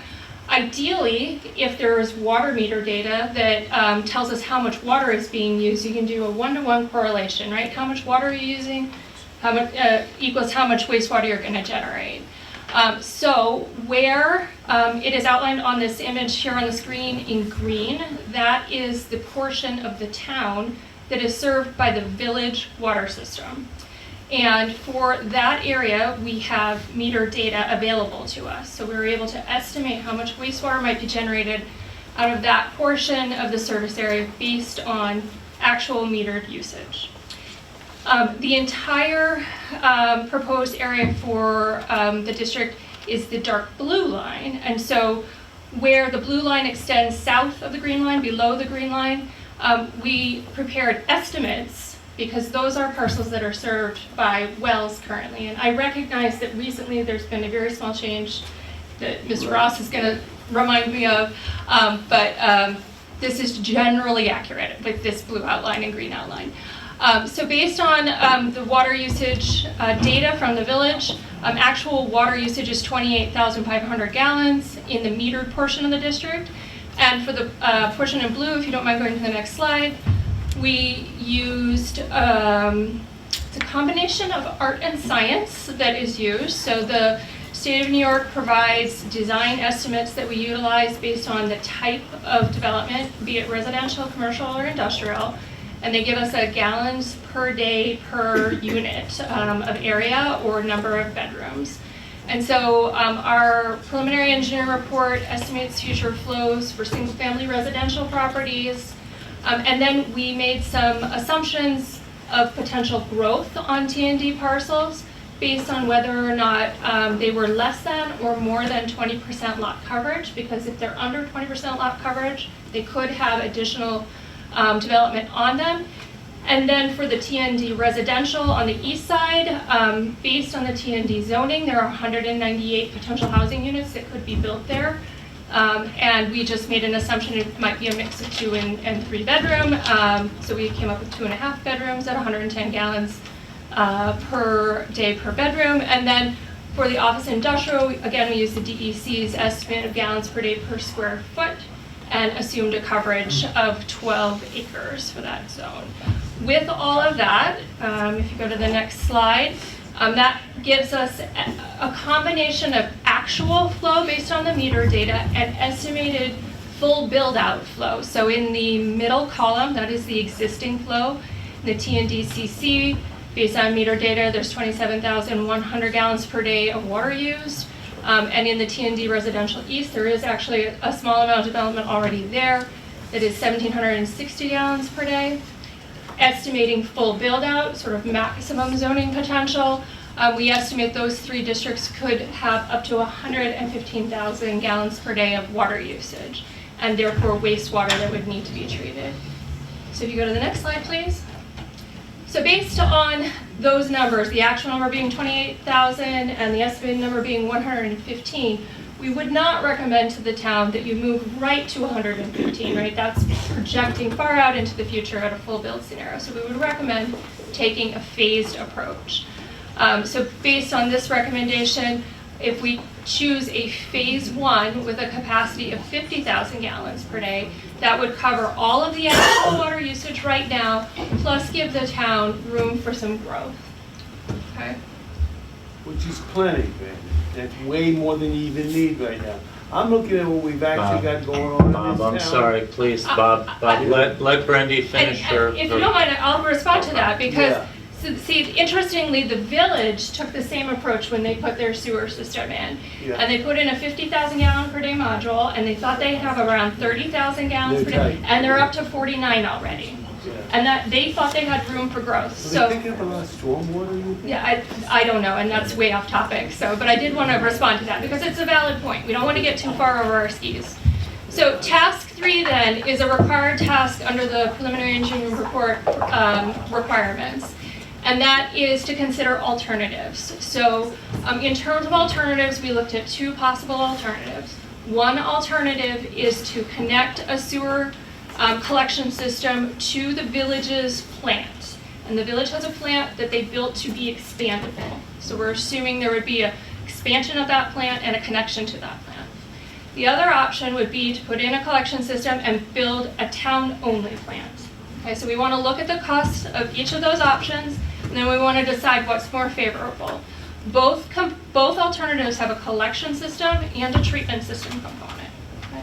We go to the next slide. For the collection system, so this is very similar to what the village has if you're familiar with that system. It is called a septic tank effluent pump system. What that means is that if you have a septic system now with a septic tank, you keep your tank. And a pumping chamber is added. And the reason for that is that the solids in your wastewater remain in that tank.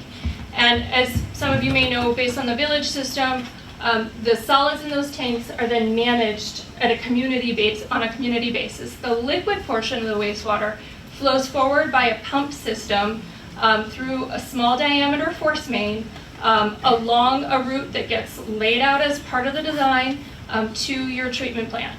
The reason to use this type of system is because it allows for a much shallower installation. So it's flat, as we know, through this corridor. So we don't have the benefit of sloping land that we can use gravity flow. It allows for less depth of installation, which helps with construction costs. And because everybody's on septic tanks to start with, people are familiar with septic tanks and how they operate. And it also eliminates the need to have large holding tanks at your plant where you're having to manage the solids at that location. So if we'll go to the next slide. So we took a crack. This is this is a planning level document. So we took we made a pass at laying out a collection system. So what you see on this diagram is the TNDCC area. The green circles indicate connection points, so users that would be served through this collection system. The blue lines indicate the potential location of force main. The pink lines represent the 2 alternatives. On the right side, the pink line shows a connection to the location where the village has their wastewater treatment plant. Okay, so that collection system would have to extend into the village and then up to the village's plant. On the left, oops, if you don't mind going back to the left side, just so that we're giving credit to the alternative. The alternative would be if the town built a sewer plant, we had to go out and find a place where we could discharge treated wastewater effluent, but a plant could be built with a discharge to the Rhinebeck Hill, south of where the Hannaford is. So in that case, the collection system will pump everything southward to the town's own plant. So those were the 2 alternatives that What about a split system, part one way, part the other? And we didn't get into that. We just looked at the 2 alternatives. You don't mind going to the next one? Thank you. In terms of what the treatment system would look like, if the town built their own plant, it would likely be located in the office industrial area with that discharge to the Rhinebeck Hill tributary. Those plants are commonly installed throughout New York State. It's very similar to what the village has currently. It consists of flow metering, so you measure how much wastewater comes in, biological treatment systems where the wastewater is treated through a series of modules, and the contaminants in it are broken down, and then that wastewater is disinfected with ultraviolet light, and then then treated effluent is discharged into the receiving body. Emergency power is provided with backup generator systems to make sure that it's operable under all conditions.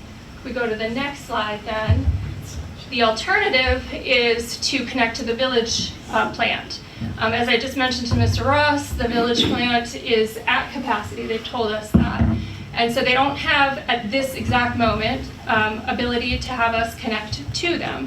They themselves are currently undertaking an evaluation with their engineer to look at building out additional phases of their plant. And based on a meeting we've had with them recently, they are looking at a technology that we don't have to get into. It's called an MBR, but it's similar. It's a biologically based system. What's nice about that is that each module is over 100,000 gallons. The module they're looking at is about 140,000 gallons.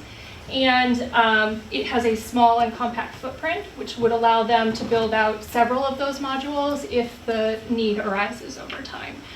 So they're still considering a phase expansion, but they're looking at who wants to have capacity in their system. So that's why we're having a conversation with them. We could go to the next slide, please. So what is it going to cost? So we have also, as part of this preliminary engineering report, prepared an opinion of costs of the two alternatives.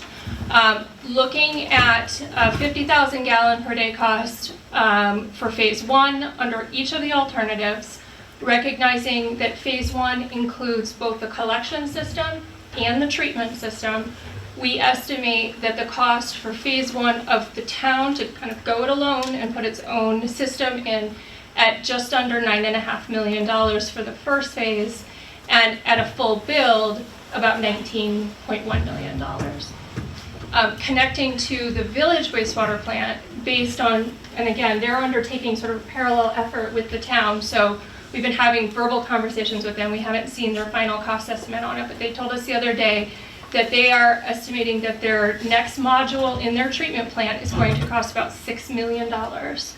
And so if we think about a share that the town might pay of that $6 million, plus the cost of the collection system, again, for phase one, we're looking at about $6.6 million for phase one and a total cost of about $12.5 million.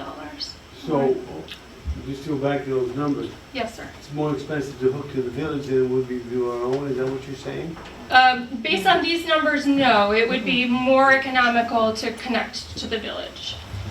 You would see on the collection system here, it's 6.6. Above, you don't have a collection system. The 9.5 includes the collection system and the treatment system, So yes, for sir. the Yeah. 50,000, it's $9.5 million, right? I think the next slide has a little bit more detail on that, though, yes. There we go. So, based on our preliminary estimate in the engineering report, a phase one cost of $6.5 million for building, that $6.5 million includes collection system for the town TNDCC, as well as the town's share of the village's treatment system. That's the $6.5 million there for phase one.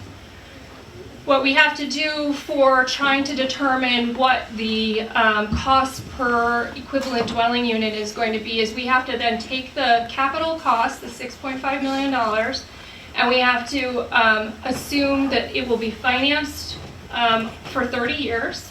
And we've made an assumption that the interest rate will be 4%. That is, we've checked that with the town just in terms of their current borrowing. We're trying to be conservative here with those numbers. So 4%, we've got an annual debt service payment of $381,000. Using information from the village, an equivalent dwelling unit is 150 gallons per day. So we come up with metrics of how many EDUs would be generated to try and distribute the costs evenly and proportion based on people's wastewater generation. And so the calculation works out to be 190 total EDUs in the town. And what's an EDU? Equivalent dwelling unit flow basis. Yeah, it's a way we're trying to equalize based on how much flow one would use for their various use. And at some point we'll get into a more granular level where we'll look at individual properties. So an apartment complex with 10 units is going to be a lot more than a house with one.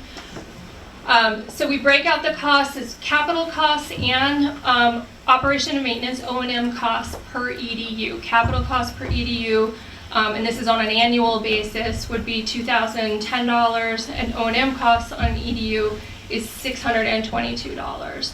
The assumption on the O&M cost, so operation and maintenance is the cost that is incurred each year for operation and maintenance. Some of that is setting aside a little bit of money for when the pump on your septic pumping system needs to be replaced. Some of it is setting aside money for periodic pump out of septic tanks. It's the cost for staff that need to run the plant and do the monitoring, the reporting. So it's the cost of the electricity to run the plant. So that's all what's in that O&M cost per EDU. And the numbers there are based on discussion, again, we've had with the village. They know their capital and O&M costs for their current plant now. Preliminarily, what they said is based on the way they charge water rates to town users versus village users, they charge town users 2 times what village users get charged. And they would anticipate doing something similar for O&M. So that results in an annual cost per EDU of $2,632 for the wastewater system. Is that everybody in the township? No, sir, that's only for somebody who's a user. Okay. Yeah. But they have actual water use for dwelling unit in the village as well. Yeah. Well, we probably won't have that because there's too many people have their own well. With the TNDC, the intent is to be able to provide the water too. I mean, as you know, the water has been extended and now looped, so it runs down Route 9 from Old Farm Road over towards Holy Cow. Yeah. So it would be ideal from a development standpoint if the water and sewer were coincident, were both existing on a property, because then you could build it out to its maximum zoning. But in our case, we have village water, we'd have town sewer. Correct, yeah. Which that wouldn't, I don't. That'd be okay. I think it's okay. Can I ask another question? I'm sorry. Yeah, sure. Just to understand, so basically everybody would still keep their own septic system, so everybody would still be responsible for maintaining their own septic system as well? No, Oh, okay. no, your septic system would be replaced, your septic tank would That's what I meant, the septic Yes. tank. That's what I Yes. meant. So And there as- may be still maintenance of that because you're saying the solids are still going As there, part correct? of the O&M process, the operator of the sewer plant, so if it's the village's plant, those operators would maintain all the septic tanks in the system. Okay, so it wouldn't be on residents. So Okay. you would, your cost to do that individually would be in your annual cost for the sewer connection. I think there's one more slide. Then Good. you're Yes. going to take a couple of questions after we're done? If I'm allowed to, supervise. So preliminary engineering report, here's where we are. So we have provided the draft to the town. I think this is our second draft that we've provided. The village had recently come to us and said we're going to add modules, so we've had to reconfigure some of the assumptions and some of the costs.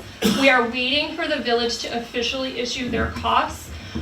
Because this gets submitted with applications for financing, the reports have to be signed and sealed by licensed engineers like myself or my colleague Erin Moore, who's preparing this report. But we have to rely on certified data from the village's engineer. So we're in a little bit of a chicken and an egg situation at the moment. So we're waiting for the village to finish their report. When they give us their numbers, we will update the town's numbers, and then we'll have a final report. We're anticipating to be able to have that in the next week or two. So we're saying April 2024. Then the report has to go to the DEC and the county health department. They have to do like what they call basically a gut check on it. Does all of this make sense? Are these assumptions from Mars, or are they reasonable? We believe they're reasonable. And then that official report can be included as one of the required elements for the grant funding opportunities. There are a variety of grant funding opportunities. There are 2 different opportunities that are open right now. I wrote down a little bit more, but I've gone off script here. And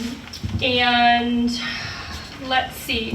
So there's sort of 2 things that are going to happen in parallel now. We've got the preliminary engineering report. It needs to get through its final certification process and get teed up to support grant funding applications. But in parallel, if the town is moving forward with the TND sewer district, we need to undertake a formal process of district formation. And that is a process that's prescribed in state law. If there's going to be service for sewer or water in a town. So the village didn't have to go through this because they are under village law, but we are under town law here in the town. So we need to prepare what's called a map plan and report, and again, it's sort of a pre-prescribed report. The information in our preliminary engineering report gets carried forward into that map plan and report. The map is the map of the service area for the sewer district. The plan describes who will be served, how they'll be served, and what the costs are. It's all combined together in a report, map and the plan.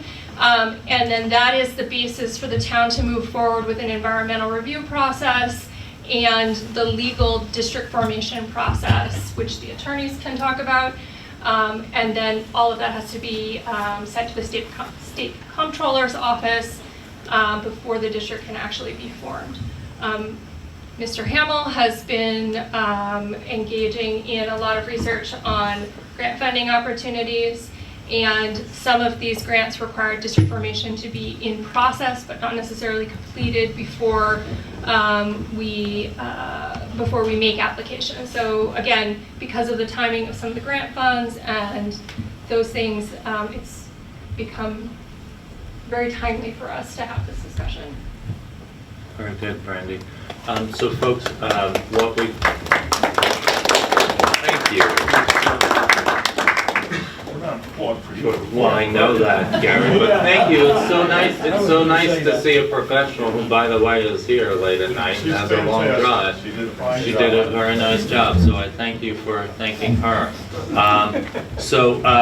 Brandy is here. She'll take a couple of questions because we do have a lot more to do on the agenda, and then I'm going to ask if anybody hasn't had a chance to speak at the public hearing if they wanted to say some more comments, because we have to now review your comments and respond to your comments. So let's start with any questions for... I've got one for you, Brandy. Brandy, yeah. My question is, what's the advantage of putting a moratorium on building? There's almost no building going on anyway right down there. I have a plan in, I want to get it going. The lot I have could more than adequately handle it. I already told Robert, when he hooks it up, it makes sense to hook into it. So why hold up a project? I'm the technical person, so I don't want to wade into town politics at all, but I think it's really, you guys were doing great until now. Really, it is not unreasonable when you are going to take a big step in how you're using your land in a community to put a moratorium in place for a limited amount of time to start to have these kind of conversations. So we have seen it in other communities throughout New York State because it changes the calculus if someone has to invest $100,000 on their own property to put in a giant septic system. We don't. Right. We've got all that in. We're looking forward to doing something like this. Now, if I was the donut place down the road, I just dropped $100 grand in the ground, and somebody made me sign up to that after the fact, and you're not even a year or two down the road, it gets pretty ugly real quick. Bob, we can address your comments. In fact, we intend to address your comments, okay? Don't put poor Brandy on the spot on things that are not within her purview. A question for Brandy related to sewer feasibility, please. Thank you. What I want to know, in the village, because you did the village system, correct? We did not do the village system. Do you know the village system? To the extent that I've read the reports and know the engineers, yes. Okay, so we have tanks in the village, let's say 2 or 3 homes go to them. I see the piping goes into the home.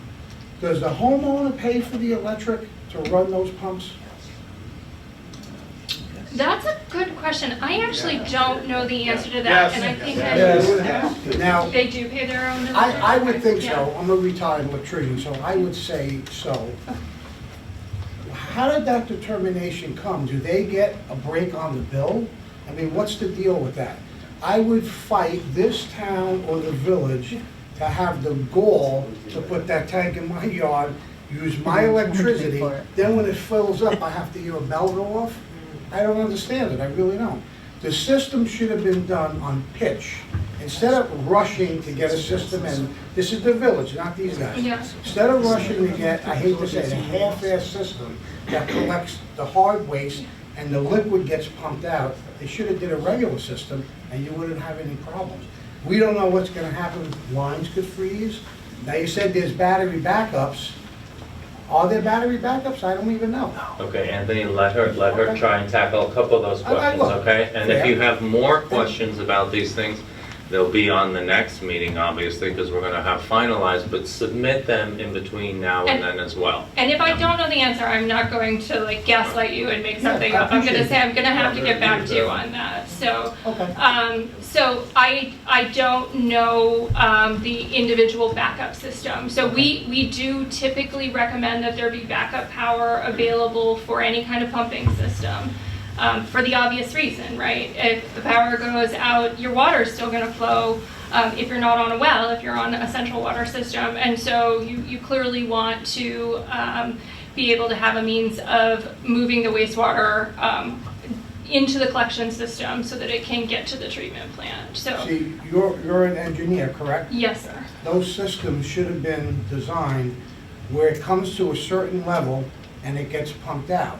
In case the pumps go off, it could go up 6 inches high and leach into a field in an emergency if we don't have power. So I do It would have been a understand. better system. I do know that the tanks are increased in size to allow for short-term power outages, so there is extra capacity in them. So I do know that that's part of the design. Your other question was about gravity collection versus the shallow. I do know that they studied that as an alternative, and I want to say it was multiples of the cost, and so I believe there was an economic decision that was made. Thank you so much. Yep. Neil, do you have an engineering question? Yeah. You do? Great. Wonderful. So, do you know if the village has shot their lines yet to figure out what their insulation and infiltration issues are?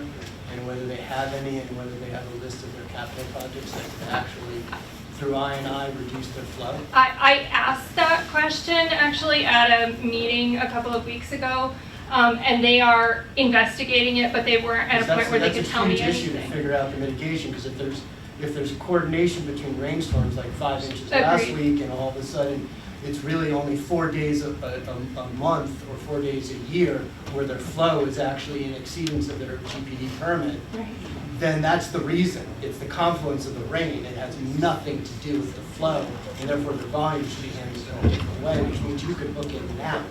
So we talked to them over a year ago, and at that point in time, the plant had just barely come online, and or maybe it was about a year ago now, and the plant had just come online. They were at about 34,000 gallons out of their 50, so they had about 16 available at that point in time.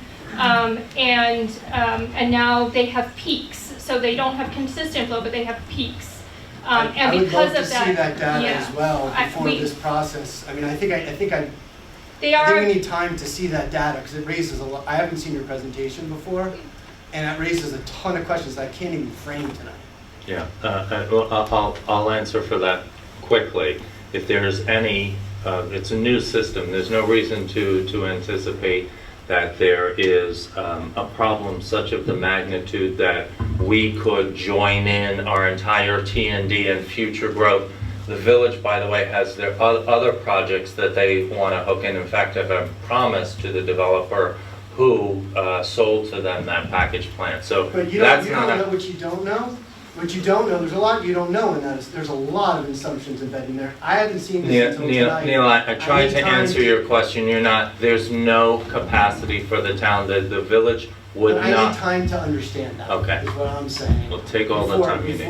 Before Yeah. this process that you opened a public hearing tonight, before you conclude that process, I need time to take a look at this and get that I&I report before I can formulate any questions. I need time. Okay. Just to clarify, my understanding is there's not yet an I&I report. They are evaluating it at the village level, so I'm not And aware I'm that just it- asking that the public hearing be left open until that I&I report is provided to the public, and the public given time to have written comments back or. Thank you. We're quite confident that the town is not going to be accommodated until there's expansion of that plant. We've been told as much. No, I know, So, but I think. Neil, I'm not going to debate with you That's now. not the issue we're debating. We're missing each other here. The issue I'm debating is extra time to actually get to interact with data that I'm seeing for the first time tonight. I recommend on a you go to screen that's far Village away. Hall. I recommend you go to Village Hall to get that village data, okay? But your Next up. process is contingent upon that data. That's No, what it's- you're no, it's not. beholding your notions Neil, of why you Neil, need this moratorium. Neil, I think based you've had upon an this. opportunity. You need to give us time. Neil, you've had an opportunity to ask your question. I think But- do you but- feel you've okay, addressed I can also it? get off the bus one stop before you if you told me, but you're not going to tell me, and that's where we are here. Okay. You're not letting me have the time to interact with information in order to formally. Neil, we don't articulate have that questions. information. When it's available, will be available from the village who operates the central sewer. We're now talking about the possibility of extending and having a central sewer in the TND in the township. Do you feel you've answered his question from an engineering standpoint? From a technical standpoint, Right, okay. I'm sorry, don't have any other information. No, I Okay, appreciate you. very good. Are there any more questions related to Dave? Quick question about, maybe it's about sewage systems in general, but right now all of our microplastics and all the undigested or metabolized pharmaceuticals go into our ground and, you know, the worms take care of it or whatever. Now it's proposed to eventually go through into some treatment plant, which I don't know if that's your expertise, and then into, look like the Rhinebeck Kill as a proposed thing, or if it's attached to the village into wherever that's dumping into now. Tributary of the Sawkill. The tributary, so how do those things get handled by the sewage treatment plant? And who decides what kind of treatment system handles unmetabolized pharmaceuticals and microplastics? How does that get handled in this proposal? So I will say that that is not my specific area of expertise, but from what I understand, the things you've mentioned, pharmaceuticals and microplastics, are both what are called emerging contaminants. And so because they're emerging, they are just now being sort of quantified and studied, and then in some instances where they are identified in effluent, they are beginning to be treated with different modules that get added on to different treatment systems. So I don't unfortunately have any like baseline data at this point to give you any indication of what might be experienced in the effluent, but the process for getting a permit is one that we do jointly with the county health department and the state DEC. And they set what are called effluent limits when you have a discharge. They pre-prescribe how much flow you can discharge and what quality that flow must be. And they are periodically updating that to add additional contaminants that you have to monitor for and add additional treatment modules. Thanks. Okay, very good. Bob?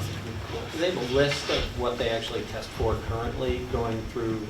My concern specifically is about the village plan, since the village? flow goes right across my property. Okay. And it started to pool and pond Okay. when it used to be just a very nice little stream. Yeah. So I'm just curious if they have specific contaminants that they test for. Yes, like sir.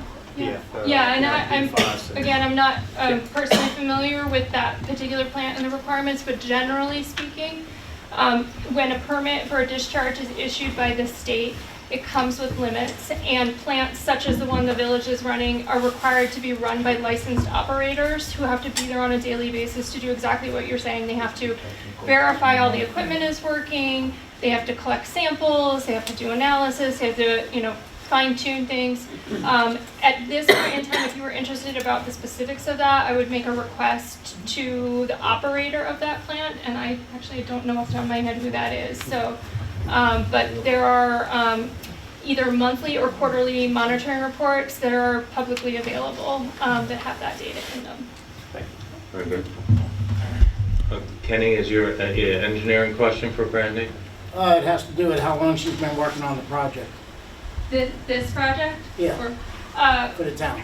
The sewer, let's see, I want to say we started talking about it in July of this last year, and we gave a preliminary presentation at an October meeting, and then we've been having some back and forth with the village just in the last month or so.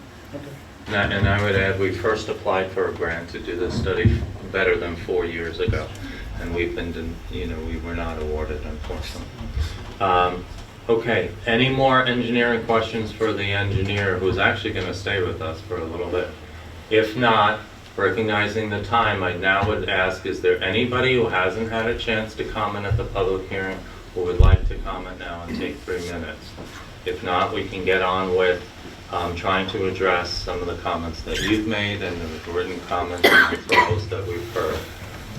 Okay, now, Peter, I'm sorry, anybody who hasn't had a chance, anybody who hasn't had a chance to comment at the public hearing.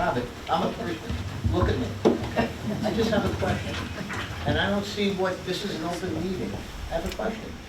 What is the big deal to stop people from building, if he wants to build in the town? If he's willing to put in a septic system now. Okay, Peter, we're gonna address those questions. Just let me finish my question, please.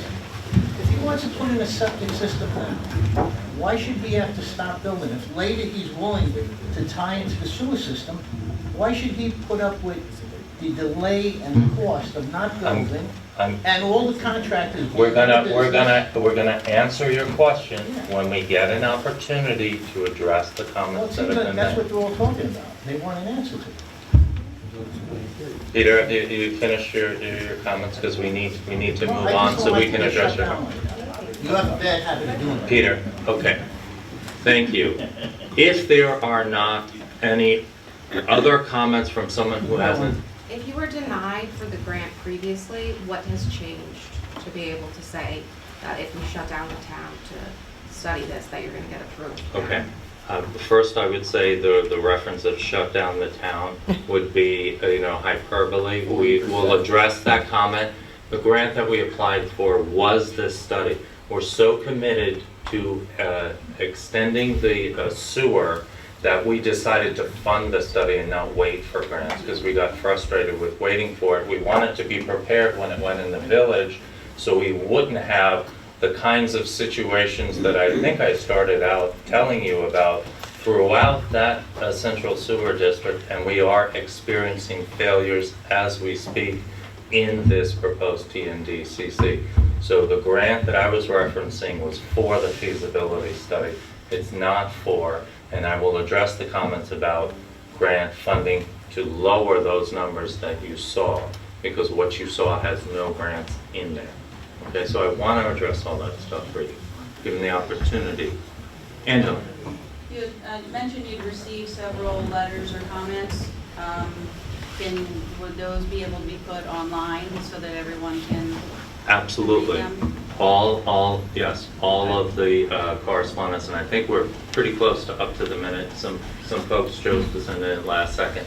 We don't have the capability to do that last second, but yes, all of the comments that we received are a matter of public record, and you can ask for them from the town clerk's office. That's where they're available. The town clerk is the records officer, And then the I official. two more things. Then I would Yes, ma'am. propose if the town has been, reviewing this since July of last year, why now all of a sudden do we need a moratorium to continue to review? We'll try to address that question. Then with regard to the federal wetlands application or the wetlands in general, if you look at them specifically, the federal wetlands encompass little ponds and mud puddles and things like that. Like on our property, we have a pond that we built, and now it's on the federal wetlands inventory, and it has no significance to any tributary or large body of water. It was just a small pond that we built that we put our own fish in. So if you look at those applications on properties all throughout the town, like right now, we wouldn't be able to build our house because of a pond that we put in. So I just think looking at those applications. Yeah.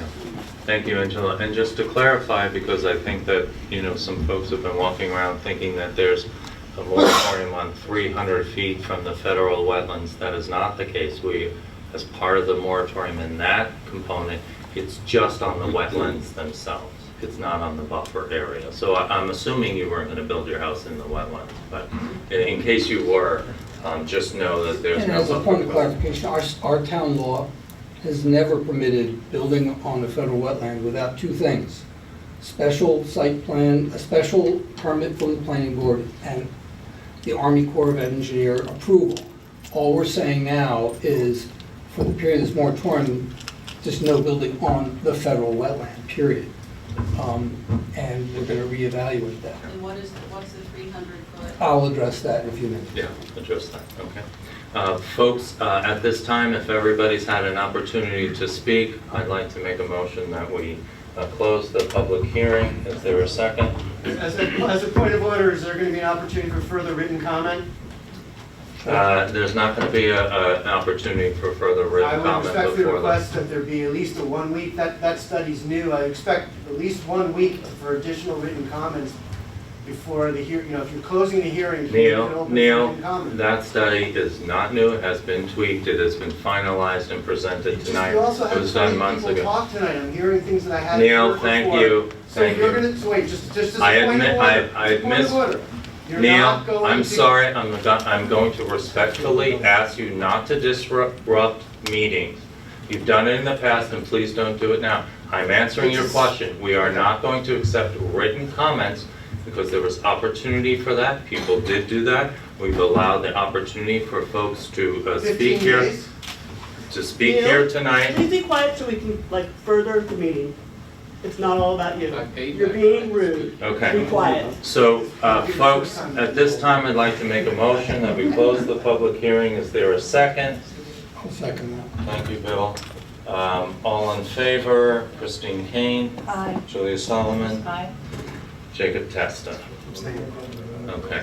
Thank you very much. What I'd like to do then is, I'd like us to try and to efficiently address some of the comments that you make, and then I'm going to propose some amendments to narrow the scope of the proposed local law A. In response to the comments that we received, both from the planning board, from the county planning, and from you all tonight, we've had some of these same comments in the written comments that preceded the meeting, and so I would like to at least start to address those. One of the first things that we heard is that the moratorium will be extended for a great deal of time. We have already told you the finite period of time, which is it will be until the end of the year. We expect that at least in one or more of these areas that the moratorium will be withdrawn prior to the end of the year. It depends on what DEC does. It depends on how we progress with formation of a sewer district. So that is what the moratorium is, so that we can get to that point, if we are getting to that point, is forming the sewer district. At that point, we will have a map that we can adopt, that we could then present to the planning board and say, this is what we have adopted as a central sewer map. Please, when applicants come in and consider their proposals, know that the project does not in any way make it such that it precludes a central sewer district going in there at some time in the future, okay? So that's the purpose, is not to do a moratorium, to have, to get to the point where the sewer is in place. Now, obviously, there will be some impact to landowners. We've heard a lot of discussion tonight about being anti-business and so on and so forth. I would just say check the data. Red Hook is thriving. Many of our fine lawns are thriving. Please don't interrupt, please. It is indisputable that having central sewer and central water gives maximum flexibility to property owners.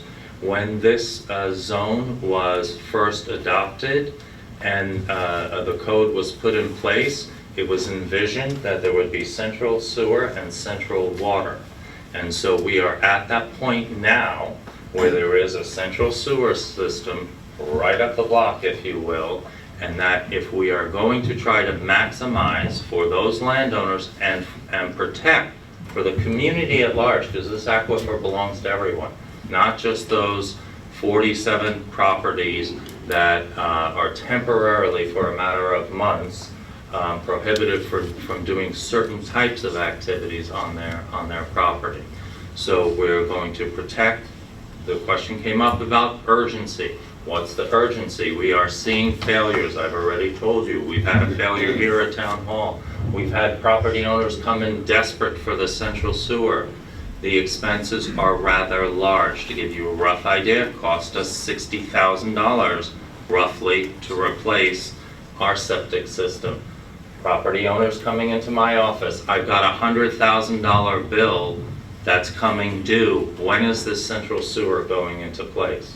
Okay, I've already told you about the environmental risk, which has been, a concern of ours for the aquifer and what's transpiring up north of us in the village as far as those individual systems. If we allow more property owners to come in and to build a new individual septic, that lessens the demand, as you can imagine, for a central sewer. Central sewer doesn't hopscotch over properties, okay? So we're looking at all of these elements, and we are convinced that we have to, now is the time. So we talked about funding. Well, your grants, the village is going out for grants. We also have an opportunity to get some funding from the state and federal government, member items, okay? We also have ARPA money. We can consider appropriating some of our ARPA money to this project. It's an allowable use. We must do so by the end of the year. Those are the regulations, okay? So if we're going to entertain that, if there is a willingness and support to have a central sewer, then we can consider that as well, but we must do so before the end of the year. I think I've covered a fair amount on the CC. On the wetlands, Bill, did you want to talk about, because we heard a lot of stuff about 300 feet from DEC wetlands, and that there's nothing in the law about 300 feet from DEC. Do you want to address that? Yeah, I anticipate there'd be a general misunderstanding, even by our own planning board, about that. Their own letter to us said that there was no rational criteria for which we established 300 feet. And Zach, who came and made a comment, said he scoured the law and he couldn't find it. He was correct, because it's not in the law. It's in the advance notice of proposed rulemaking. And when a law is passed, there's often generalizations in the law in which they have to establish rules, and there's a process for doing that, which more clearly define how things are done. And in that advance notice of proposed rulemaking, which went out to the public for comment and closed, I think, February 20th of this year, they went through a series of things that they're planning on doing. So, for example, in the law, it said they created 11 new criteria of smaller wetlands, regardless of their size, that are of unusual importance. And so they started saying, well, how do you figure out whether it's of unusual importance? In that advance notice for proposed rulemaking, they said, the state said this, that they're looking at expanding the wetland buffer to 300 feet for certain kinds of wetlands. When I read it and I looked at it, and they give definitions, so this was a nutrient-poor wetland. When I first read that and I researched it, I wasn't that concerned. But it also said underneath, it said, we also want input from the public. Do you think there are any other kinds of wetlands in the state of New York that should also be extended 300 feet? Now, I haven't seen any of those comments yet. They will be made public at some point soon. But when the ball drops on New Year's Eve, this all has to be done, and the regulations will be completed, and they will be definitive about what that buffer will be and in what circumstances. The other thing that they did is they issued what's called a pre-proposed regulation, so sort of a heads up of what those regulations were actually going to look like. And in it, it didn't say 300 feet. What it said was actually something a little even more ambiguous, which is they're reserving the right to expand the buffer beyond 100 feet, however they basically deem fit when they think it's necessary to protect the wetland. That caused me a pause. Think about, are we going to allow development in a wetland where we don't know whether the state was going to ban it in the first, effective when that ball drops on New Year's Eve? And so it's important that we get our arms around that. And, I think it's important to understand that the law, as it changed, is dramatic. The state had mapped all these wetlands. We heard some things about mapping before. The state law has always been a wetland is 12.4 acres, will be regulated by the state of New York, and then there's a checked area outside that. And the maps that you do on parcel access overlay are they're general. What the state basically said was effective when the ball drops on New Year's Eve, those maps will not be regulatory, they'll only be informational. And they want to go out, and they want to go out and measure it themselves. They're going to want to go out and inspect. So here's an example of the 11 smaller wetlands that of any size, they said vernal pools. And we have lots of we're in abundance of vernal pools here in Red Hook. And the way they wrote the law is they said vernal pools that support the breeding of amphibian life. That's kind of broad, right? So in the advance notice of proposed rulemaking, they tried to winnow that down to say, here's how we're going to measure that. And this one, it comes down to counting how many egg sacs for wood frogs and various kinds of salamanders, depending on where in the state it is. But that's how granular they get. I don't have a high level of comfort, to be honest with you, about allowing development in wetlands or areas that may be subject to a much more higher level of scrutiny by the state after they get approved, because it's in direct opposition to what the state's trying to achieve. I don't think that's good business, and I think it should be a pause for everybody. And I think here in Red Hook especially, there are people in this room who lived here a very long time, and they know that there are various developments that were done to accommodate the growing families that worked for IBM across the river from the late 50s to the late 70s, or even to the 90s. And some of those developments, they drained and dug out wetlands and vernal pools, and they built houses, and some of those houses are sinking and are subject to terrible flooding. And the purpose of the state doing this massive revision in the law was to try to get their arms around not being more proactive. And the fact that the maps won't be used anymore other than for information means that the state wants to be able to be hands-on in making these decisions. So if you want to have an application to the planning board that involves a wetland, the DEC is probably going to come out and check. So, that's where the 300 feet came from. There was nothing arbitrary about it. And I kind of wish that the planning board had come to us and just asked the question. Because we all play for Team Red Hook. I was on the planning board for 3 years and worked with Sam.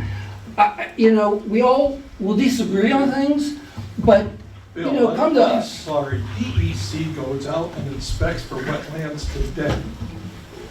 Well, but we don't approve Folks, please, let's just decorum. Let's just not interrupt. Okay. Yeah, so I'm just saying that, let's not, yeah. Okay. All right. All right, so that's an explanation of the 300 feet where that exists in the rulemaking. Judge Barrett had a question first. Will, just one question. We're not doing There is no dire Will, you mentioned one aspect of the We're not doing public letter. hearings, folks. It's a different issue. Folks, I'm sorry. This is Folks, supposed to be public. We have closed the public hearing at this time. Happy to take a question. We've got folks. Robert, he said he's happy to take a question. I Like, this understand this that's what is we way need to more get on. productive to actually hear back and forth than us speak and then hear responses an hour or two later. It's a complicated issue, and I'm not at all an expert, and I had to read a lot and ask a lot to understand this myself. And in That's another fact, reason why we shouldn't have a moratorium. Okay. well, no, it's Folks, actually enough. the reason we should have a moratorium. Folks, we're not gonna have a date. Ari Adney, I'm gonna ask you to please, you wouldn't want this in your meeting, okay? No, folks, we are not, we have closed the public hearing, I'm sorry. We need to, Peter, we've done this before. Why are you imposing a Peter. law that the DEC hasn't imposed on? Peter. Folks, we're moving That's my on. question. Peter, we've done this before, okay? The Folks, sky isn't falling down yet. let's address some of the comments. We had comments, please, if you will. Everybody's been allowed to have an opportunity to speak. We had comments from Dutchess County Planning.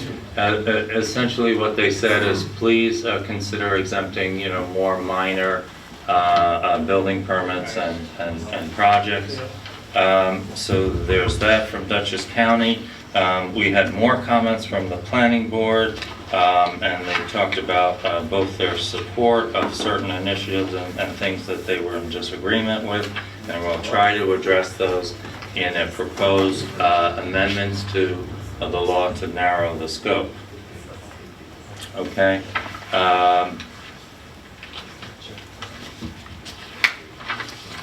So we have that, we have our comments tonight, we've had a few other written comments. So I'd like to make some proposed changes, town board, relative to the comments that we did here for your consideration tonight. Again, we would invite folks to submit a waiver. We've developed a draft form, hopefully it will be available tomorrow if you want to submit. As a reminder, we only believe that there are 2 applications underway under the CC provision. There are only 2 or 3. We're not sure yet, but if you know of one or have one, please let us know. Under the wetlands, and there are 0 applications for subdivision, and that's all the moratorium is on AB parcels. Most of the AB parcels, thanks to all the good work, are under conservation easement already. Okay, so I'd like to propose that we make some changes in response to what we've heard and institute some exceptions here. Section 9, let me see if we can get this up on the screen momentarily.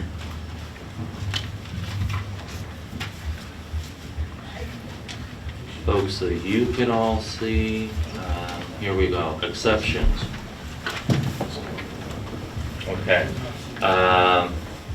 Applications for lot line alterations, re-subdivisions involving transfers of ownerships where no new lots are created, no additional dwelling units, accessory buildings or structures are constructed, existing valid building permits that have been issued, including any renewal thereof, and issuance of a certificate of occupancy for such permit, applications to renew a special use permit or site plan that has not expired as of March 27th, that would be today, 2024, applications for a building permit for work and improvements that involve minor activities. So we heard a lot of conversation about what if I want to do just a deck or a terrace, installation of fences. We heard about contractors, people who need to replace their roof or siding and so on and so forth. So making those exceptions so that they can continue in those areas. And I want to remind you, we're talking about right now potentially as many as 5 applications in the 3 categories. And applications for a building permit for improvements that are entirely internal to the existing structure, of course doing any work inside. We're going to contemplate whether to accept those as far as the moratorium. And again, Can you go back and show us A again? applications for lot line alterations, re-subdivisions involving transfers of ownership, and where no new lots are created, no additional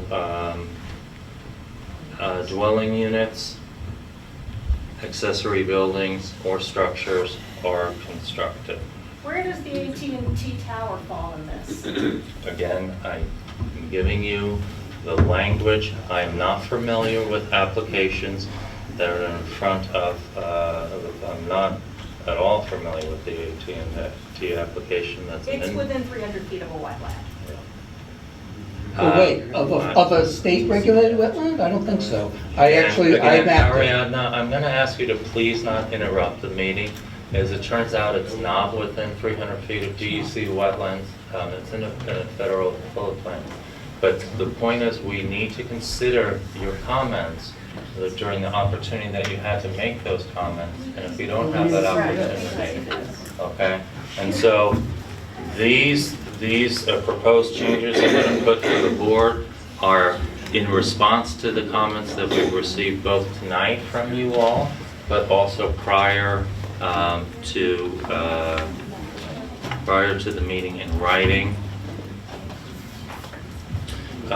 Also, there was the technical edit, RD3, RD5, up near at the top. Where is it? Right there, the Rural Development 3 District and the Rural Development 5 District. Whoa, please go back.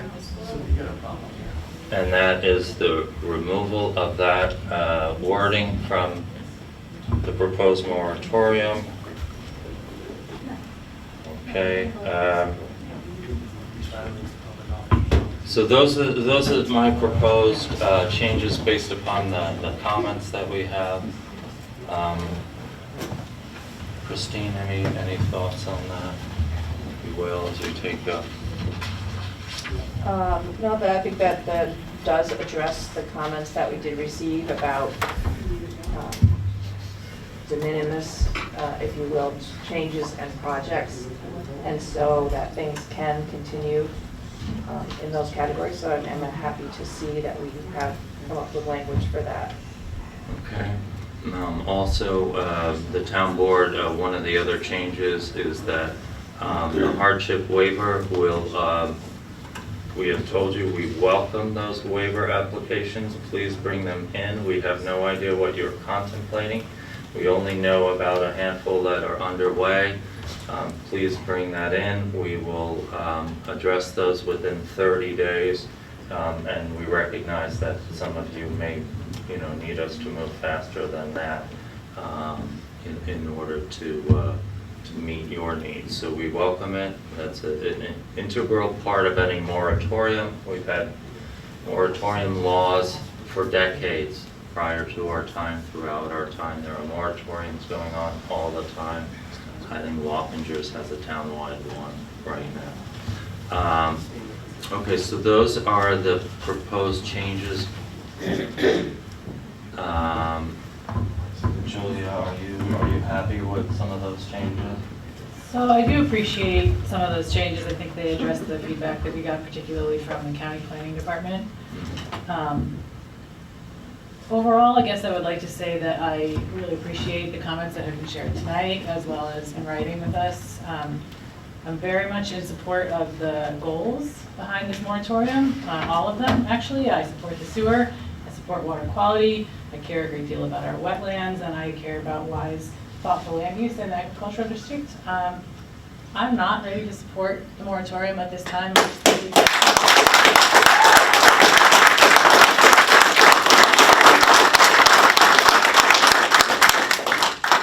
Too much input for me to really make up my mind about it in too short a time. Thank you. So I'm not ready to vote in favor of it tonight. Very good. Bill, the proposed changes, does that address some of the comments? Well, it certainly addressed the county's yours? comments Okay. and some of the concerns we heard. Okay. Jacob, is the language sufficient to address some of the comments that you've heard? Yes, I think that the exceptions are really important. I think, like Julia said, I think that the purposes of these are all very important as well, right? I think it's imperative to consider, for those that are in this sewer district, the value that this will have for our community in terms of future development, given the short time frame that the moratorium would be in place. The future growth would be, I think, transformational in terms of what we have in this community. I agree about the importance of preserving the wetlands and, as Julia said, the safe, thoughtful land use. So I think that this set of exceptions is a really important adaptation of what was proposed for this year. Thank you very much. Okay, folks, we're at that point in time. I think we've referenced everyone's comments. We've had the opportunity. I think we've explained to you that this is a very temporary moratorium. It's got a finite date. We've explained the urgency to you, and we have already committed to you to ending any one or more of these elements even sooner than that finite date, as long as we achieve the imminent changes to make sure that our code matches what DEC comes out with, and we're not conflicting language in our code. And so at this time, I'm going to make a motion. We have a resolution here somewhere. Resolution number 9, resolution number 9 dated March 27th, authorizing the adoption by the town board of the town of Red Hook of local law we'll call this A3. Robert, will you A3, entertain a Ari Adney, clarification? Ari Adney, I'm sorry, I've asked you please to not interrupt. It's A2, A2 proposed of year 2024 as local law number 2 of 2024. And, I'm sorry. No, it's local law number 1, A2, yes. Thank you. Local law number 1, placing a moratorium on applications, certain applications in the TND-CC sub-district, on applications for subdivision in the AB, and on application affecting wetlands. And I think we've heard you. We're committed to keeping this as short as humanly possible and to doing everything that we can in order to derive financing and funds to make the sewer affordable for those that are in the district.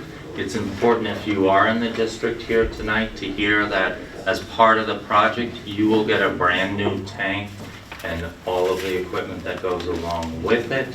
You will have somebody servicing that for you, and so you will hopefully find that it will benefit you, but ultimately it's up to those property owners in the sewer district to determine whether or not they would like to have it now. We think that this is a generational opportunity. The last time it was attempted to have a sewer district was almost a generation ago. We have to correspond with the village. Our timing, it's now. If it's not now, it's not going to happen anytime soon.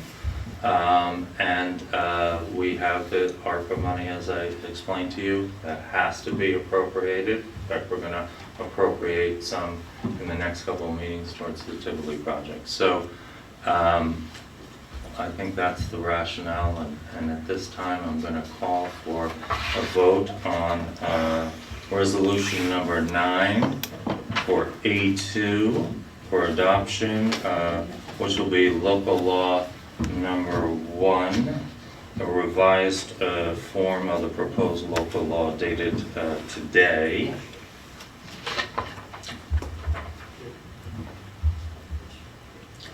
Three 2724, whereas the proposed form of the law entitled a local law placing a moratorium on applications in the TND sub-district on applications for subdivision in the AB, RD3, and RD5 districts, and applications affecting wetlands was presented to the town board on the town of Red Hook at a previous meeting, March 12, 2024, whereas a revised form of the proposed local law A2 dated today, making technical corrections to the draft and responding to comments as well, and narrowed the scope. The proposed amendments are consistent with the recommendation of the town's comprehensive plan, whereas the freshwater wetlands of the state of New York are invaluable resources for flood protection and wildlife habitat, whereas considerable acreage of freshwater wetlands in the state of New York has been lost, despoiled, or impaired by unregulated draining, dredging,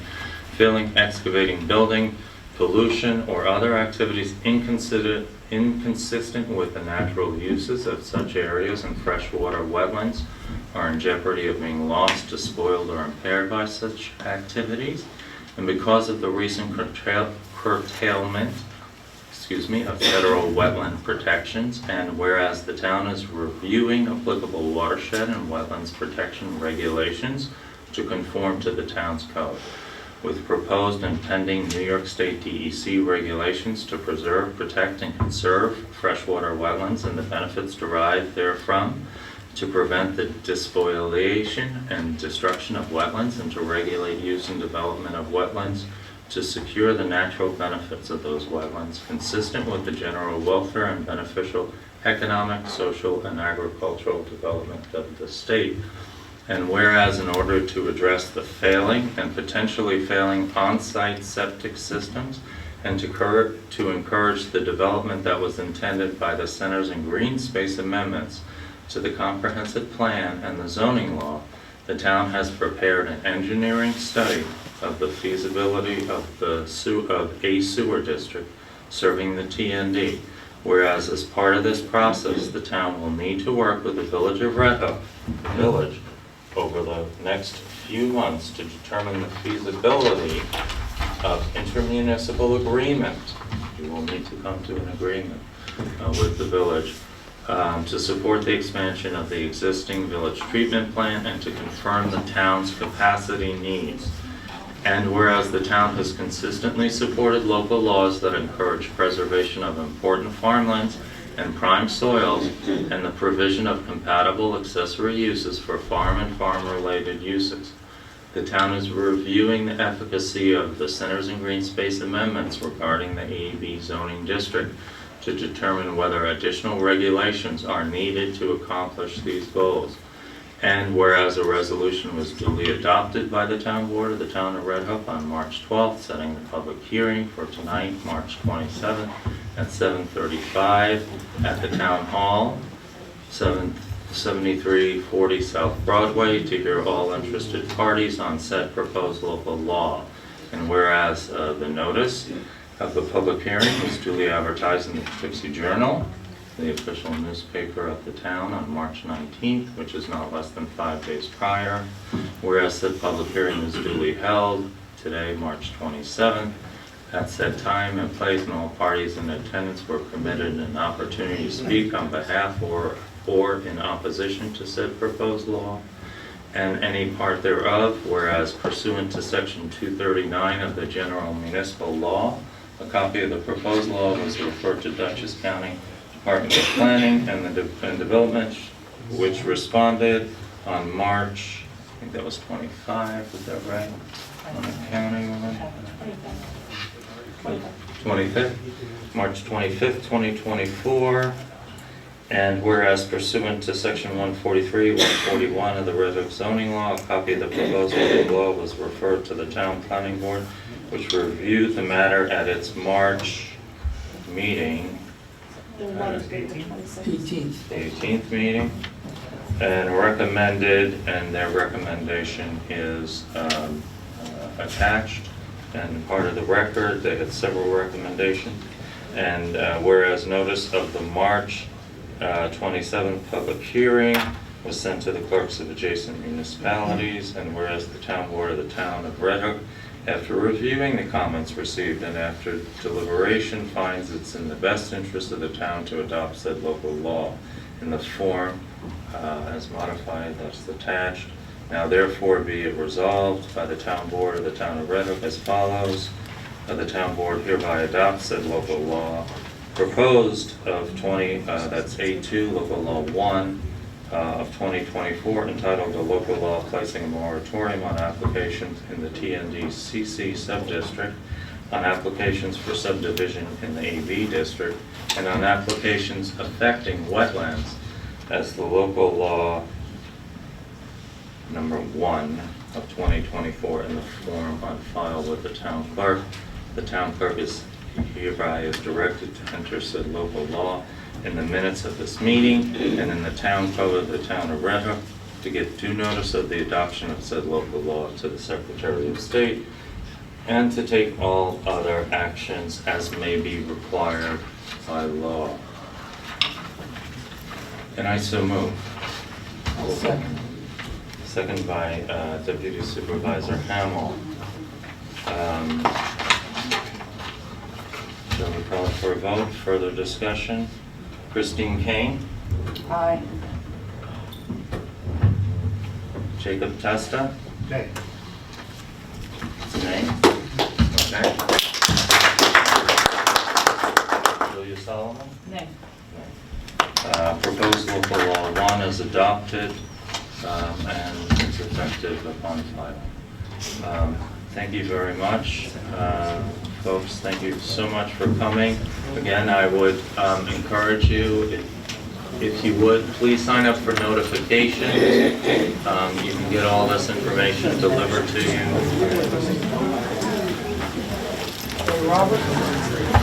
Folks, we're moving on to the agenda.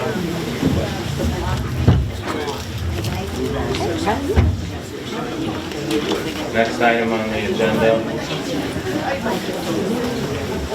Now it's going to go to referendum. I mean, it's done, it's done. I You just understand that, right? So now the town's going to vote on it.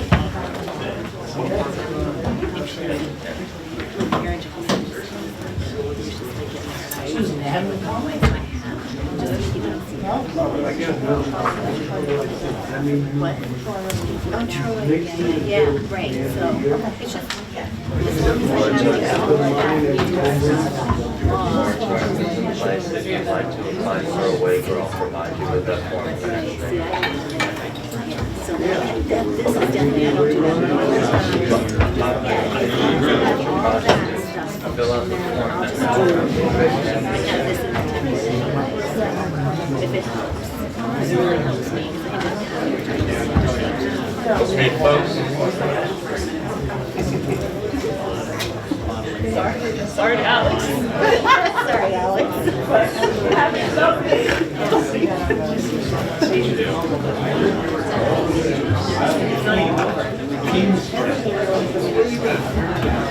Okay.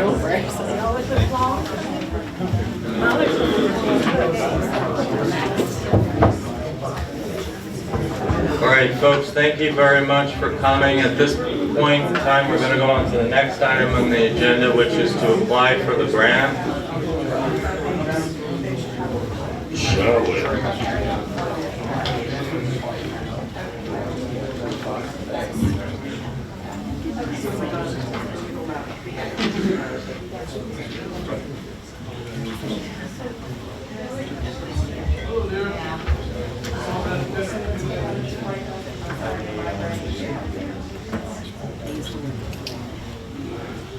I'll see you, thank you.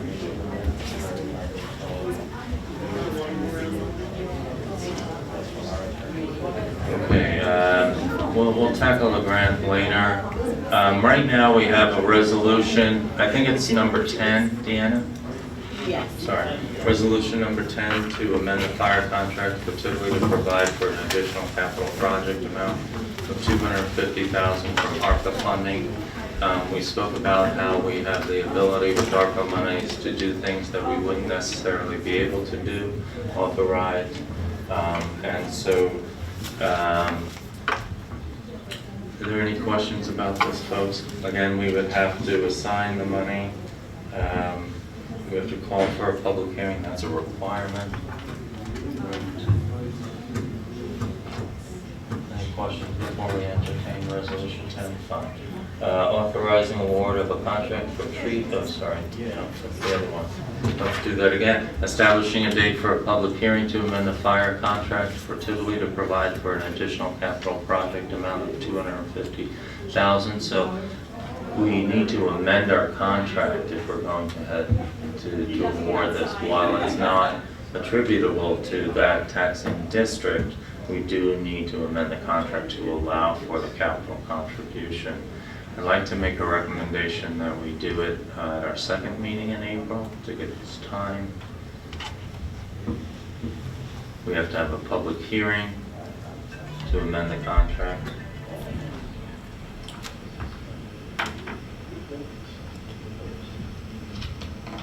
Okay. Establishing a date for a public hearing for April 24th at 7:35. And I so move. Is there a second? We already have one. What's that? What is it? Which one? It's last meeting. It's what we passed last meeting. Yeah, I can't remember because I don't have those on the board. Fine. Okay, so let's make it for 7:45. Thank you, Dana. Resolution number 10, as amended, to be 7:45 on April 24th. And I so move. Second. All in favor, Jacob? Aye. Julia? Aye. Bill, thank you very much. Next up, we have, there's the fire service agreement, resolution number 11 dated March 27, 2024, authorizing solicitation of public bids for trail fencing and trail improvements at the Cookingham West side. As if you've been following along on Cookingham West, we have public access agreements in place. Before we open the trails, however, we are going to make some improvements to them to firm them up. We're going to have delineating fencing. If you're familiar with split rail, for example. And so what we're going to do is consider the various options as it relates to fencing and also appropriate and associated costs. So Brandy, did you want to talk about that for 1 minute since you're still here at this ungodly hour? No, it's Okay. totally fine. Did you happen to add to the packet the sketch that I had provided? I believe we did get that in there, yeah? Yep. Here we go. Yeah. So I think we were just wanting to make sure that we're defining the area correctly. So of course Willowbrook Lane will have to be shared access because there are residences and the water plant in the back that still need to be maintained. So we weren't proposing any fencing along there. Really just looking at a loop that would run through the north central portion of the property and then extending out towards Mill Road so that you could access from Mill Road and then extending there, and then extending southward towards Abrams Park. And so if that looks okay to everyone, then what we can do is we'll put the spec together, we'll put together an estimate of cost, and we'll get that back to you guys. Fine. And then you had some options about fencing that We looked at about 4 or 5 different options, and we can certainly get a couple of different prices. And then, what we would recommend is moving forward with pricing on a linear foot basis so that you could phase it in if you wanted to do it that way. Typically, what we would recommend for this would be something at least as minimal as like a 3-rail split rail fence. But we also have seen instances where using a more agricultural style fence, like a 4x4 wire mesh, so just a galvanized mesh on wooden posts. And that's usually set where there's a clear zone underneath so that you don't get you can maintain animal movement through it. I think really what we're just wanting to do is, if people are walking out there with their dogs, we want to have at least a visual cue. I also would recommend a couple of those doggy pot dispenser receptacle areas, again, just for sanitation purposes. Yeah, there's going to be something grown there that, Brandon, I had one question just on when you mentioned phasing. Yes. It looks like we're not proposing to do any fencing right now in the area that would be a future connector to the rec park. Are we just kind of leaving that alone until we have a more solid plan? I would recommend we do a little bit of a planning exercise there because we would need to have some sort of crossing over the stream. And I just, again, preliminarily looking at it, there are some wetland resources down in that area. And so I think we have to be mindful and thoughtful of how we're proposing the connector. Yeah. and we don't want a path to nowhere, we're doing a Well, path yes, to the that's stream. nowhere. Right. Well, right. and I don't know if it, if there's flooding concerns, but yeah. We have not done a full evaluation, but I would assume so. It is in the floodplain. Yes. Yeah. Okay, I great. have a question. The fencing is going to be on both sides of the lane. How high is that going to be? We don't know that stuff. Oh, we don't yet. have It's- that. We don't know, If we don't know it's that like yet. a split rail fence, it's typically, it's more of a visual cue than like a big, it's not a 6 foot high fence, Right, so. but I mean, it's on both sides of that. That's correct. Roadway? That's Where, correct, yeah. where there would be agricultural fields on both sides, we'd recommend that. If there are only agricultural fields on one side, we could probably get away with doing it on one So if you go to side. the northern side, you can see, if you scroll up a little bit, Robert, you can see where there's the wooded area. Yeah, There's a we only fence on proposed one it on side, the field where side. it's bounded on the other Proposed it side on the west side. with the trees. What is the timeline for this? Well, sooner rather than later, the public would like to use the trail, so as soon as we can, make the improvements and make it necessary and have the appropriate signage and so on and so forth, and come up with rules and policies as it's related to the trails and hours and so on and so forth. So we still have some work to do. We're talking months. Certainly, it's going to have to go out to bid, the project, and so, the sooner we can get moving. It will take us a couple of weeks to get the specs together. We want to get an estimate to you, and then we put it out to bid. Customarily, we put things out to bid for a minimum of 3 weeks. We could do it for 2. I don't know that there's a real urgent need for that, so. Okay. Brandon, you mentioned phasing, and I would hope to do this all up front, hopefully, but if we were to do a phased approach, what would you recommend in terms of which parts of it would you phase in first? So, I mean, my personal opinion is all I'm going to give you Yeah, at this that's all I point in time. I personally, having been out there and walked a lot of this myself, I think that the loop around to Willowbrook is like the most meaningful piece of it. I don't know how strong the community's desires are to have the connection at Abrams Park, but that might be a second. Okay, great, thank you. Thank you. One quick one. Anthony. When you decide to estimate on the fence, I would get an estimate on a 36-inch fence, a 42 and a 48. So we can do a determination what height that we need, and we'll have all 3 prices at once. And probably 42 would be adequate. Just a suggestion. Thank you, man. Very good. So you have to put a date for the season? Well, I think we're not ready to go out, so I think we're going to, push that item out to the next meeting. So we'll take this up again? We'll take this up again at our first April meeting. What do we have next? Okay, we're not going to take any action on this one either, but we've had some meetings and conversations with Central Hudson as it relates to the portion of Cookingham West that is available for the community solar. As you know, that is something that we suggested was one of the many public purposes that could be realized on this property.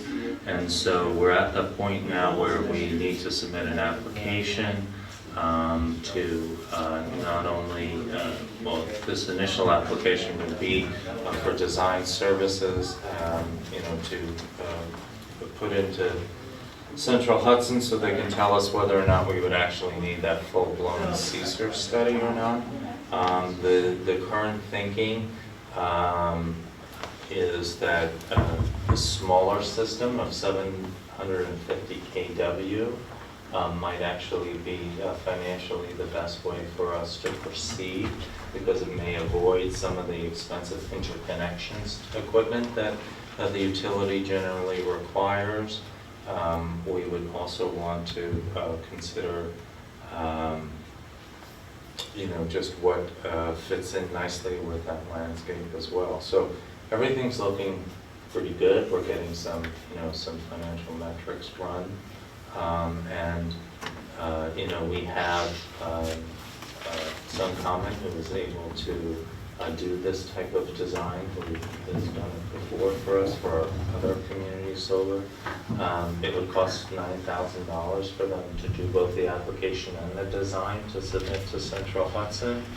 I think that at our next meeting I would be prepared to act on this, because we do need to get going on this aspect as well. Can we include that $9,000 and possibly this project in for this $100,000 grant? I was just thinking the same thing. Other people.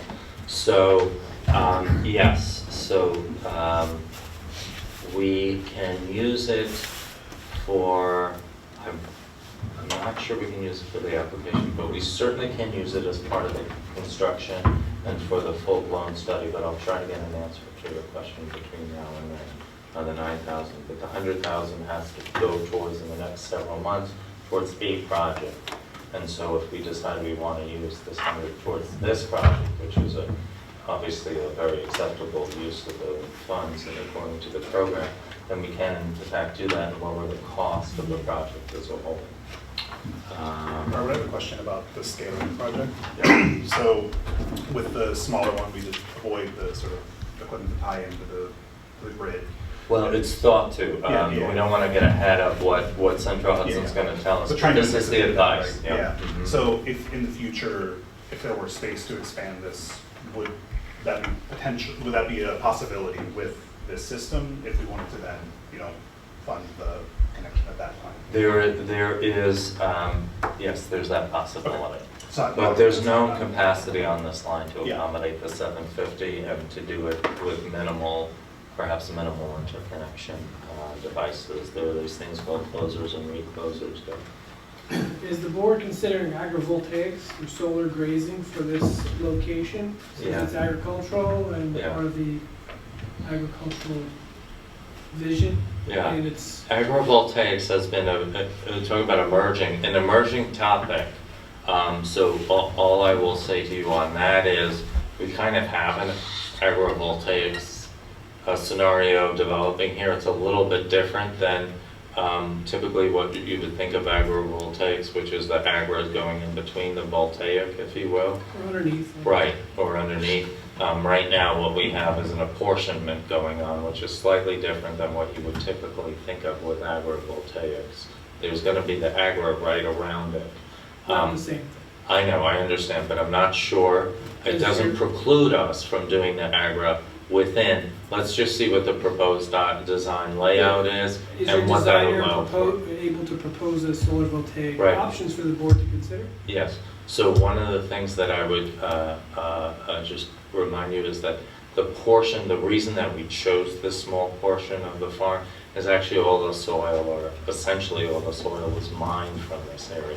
So it doesn't have typically what would you think of as the soils to have the agri. Are you going to hire weed whackers and people to actually mow around it, or are you going to have animals keep the weeds down? Well, I like the idea. I like the ideas of animals. That's up to the board at the time. We'll take a look at the design layout and see what it might lend itself to. But certainly what we're seeing now is sort of a trend to do either that or to do pollinators, where you're only mowing once or twice a year. How many acres is 750 kilowatts? You were talking 2 acres, two and a fraction. It's very small. So, on the one hand, it's great because the footprint is reduced, on the property itself. On the other hand, if you want to allow for maybe better or greater agrivoltaic uses, but might then dig into your expansion, for example. So we'll take a look at all that stuff, but we need the design layout first to But get. it's not go hand in hand. You can't get a designer to design something unless you have solar Exactly voltaics right. in mind. Exactly. They'll do something really low to the ground, no solar voltaics in mind, or they'll propose something that actually elevates, the cost changes. The cost changes and the impacts change, because if you elevate or have the articulating ones, as you know, because you study these issues, then you start to have some view shed impacts as well. Yeah, Brandy, did you want to check? I was just going to say, I think the application you're making right now, though, is just to get a preliminary design that will confirm the equipment you need and whether or not you can fit that additional electron dose onto the system. Exactly right. And when we did the last one, there was a lot of iterations that came out of it, but you just need that sort of first baseline, like, can you connect to this part Right, of the line? and what's needed. Anthony? Yeah, quick question. Originally, that was going to be on about 12 or 13 acres, right? Not quite that much, but a bigger, something like that. Maybe. I like it a lot better on 2. I think it would be a better project. Okay. How many people are visible to 2 acres of those panels, residents? Again, that's what we study. One of the things we really liked about this site is while we don't like soil mining, I know we heard comments from Kenny earlier tonight about soil mining, but while we don't like it, what it did do was lower the level there so that the panels will actually, a little bit like Rec Park West, if you're familiar with what we did in Rec Park West, visually you can't even see that parking area and whatever because it sits down low. So it would be our hope that we could make that fit into the landscape better. But as Dave points out, if you want to have the taller panels, then you have to weigh those pros and cons as well. So. Very good. You don't want to cut out tonight?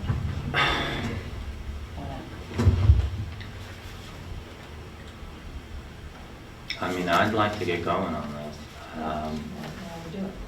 You ready? Okay. All right, fine, let's do it. We have a letter of intent to purchase PV Design Services, $750.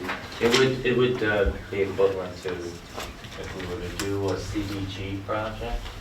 And there's potential to do a little bit behind the meter. You may know what that means, but to actually direct connect to the water treatment facility plant that's right there. But it could conceivably match up with about 100 customers, perhaps. So that's well on our way. And we're also working with the village of Tivoli to study the Tivoli landfill, which is in the town of off of Freeborn Lane. And there, apparently there's capacity for even larger, but we'll see how much those interconnection costs are. So anyway, all right, well, why don't we do the motion to approve a letter of intent to purchase PV Design Services and make the application from Suncommon, dated March 26th, yesterday 2024, system design description. 750 kW DC, 500 kWp AC ground-mounted photovoltaic arrays. And, oh, here's the map. Yeah, sorry, folks at home, just so you know, I'll put my cursor here.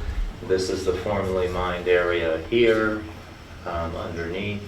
And remind me, what's the total acreage of that area that's excluded from the easement, the mined area? Like, where your cursor is now? I have to blow it up for you so you can see the mine. Not every speck of that is mine, but most of it is mine, which is why it's a rectangular. Yeah. And actually the mine area was a little bit more irregular. Yeah. But you're talking about, I think this line is maybe about 10 to 12 acres. Okay. We envision maybe 7 or so could be capable there. So there might be the possibility of doing agrivoltaics, maybe not so much underneath if we're trying to protect viewshed, but certainly around. We'll see what that means in terms of construction costs as well. And here are the trails. Okay, so what did we do? Did we have a motion? I think we did. Did we have a second? I moved. Who seconded? Did you second? No. I'll second. Christine seconded, yeah. Okay, thank you, Christine. All in favor, Julia? Aye. William? Aye. Jacob? Aye. Thank you very much. Okay, so we had a request. We're at harassment, sorry. We have to adopt an amended policy against discrimination and harassment for the town of Red Hook. The state updates there. Did you want to cover this for a second? Yeah, the major change was the statute of limitations had previously been 3 years for sexual harassment and 1 year for all others, and then they passed a law and became effective, I think, February 15th of this year, that is 3 years for all forms of harassment. Okay. So we have a resolution to update our policy. This is what we do, a little bit like the discussion about the DEC regs. We have to update our codes, we have to update our policies when the state mandates such. They keep us busy. A proposed policy entitled Policy Against Discrimination and Harassment was submitted to the town of Red Hook as amended. It also is integral to the employee handbook here. Proposed amended policy will replace that policy as well as the appendix number 6, policy against discrimination and harassment, not harassment. So if you'd make that typo change, please, Deanna, for the record. And I so move. Is there a second? Second. All in favor? Aye. Aye. Aye. Okay, next up, we had a recommendation from, there's the policy. All of these documents are available on the town website.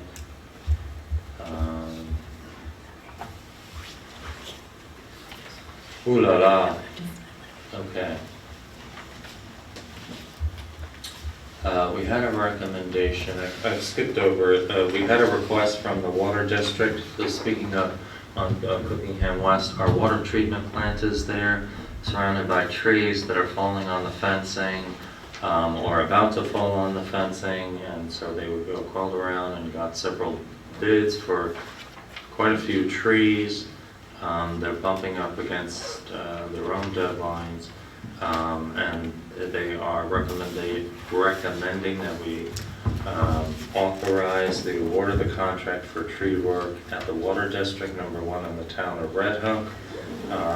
They have the need for the tree and brush removal there, and they've solicited the proposals pursuant to a written request, RFP, to qualified contractors. After review of the 4 responses, they found that the lowest responsible bidder was Everhart Tree Care.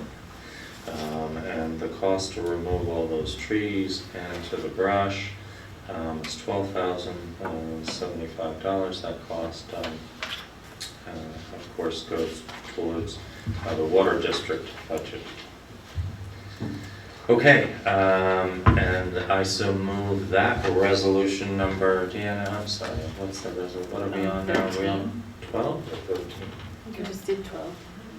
13. 13. Just did 12. Yeah. Resolution 13, authorizing the award, and I so move. Is there a second? Second. Thank you, Bill. Any further discussion? If not, all in favor, Julia? Aye. Christine? Aye. Jacob? Thank you very much. All right, what's left to do? What's left to do? Moving right along. Moving right along. Let's get back to, speaking of sewer, we had our resolution number 14, authorizing the sewer project. Boy, there's a typo there. Deanna, if you would be kind enough to change the spelling of project so that it aligns nicely with Merriam-Webster dictionary, and I will try to find it in digital. The town board of the town of Red Hook, herein called the town board, is considering a submission of an application for congressional discretionary support. The project will assist the town. This is for the extension of the central sewer. I hope to get there in a timely fashion. On the screen, whereas the project will assist the town in meeting applicable wastewater treatment and groundwater and surface water quality and facilitate effective and efficient use of existing and future public resources so as to promote both economic development and the preservation of community resources, and the project develops and enhances infrastructure and or other facilities in a manner that will attract, create, and sustain employment opportunities in the town. And now therefore be it resolved that the town of Red Hook hereby authorizes Supervisor McKeon, or in his absence or unavailability, Deputy Supervisor Hamel, to submit an application for CDS Interior and Environment funding for the project, including a letter of support.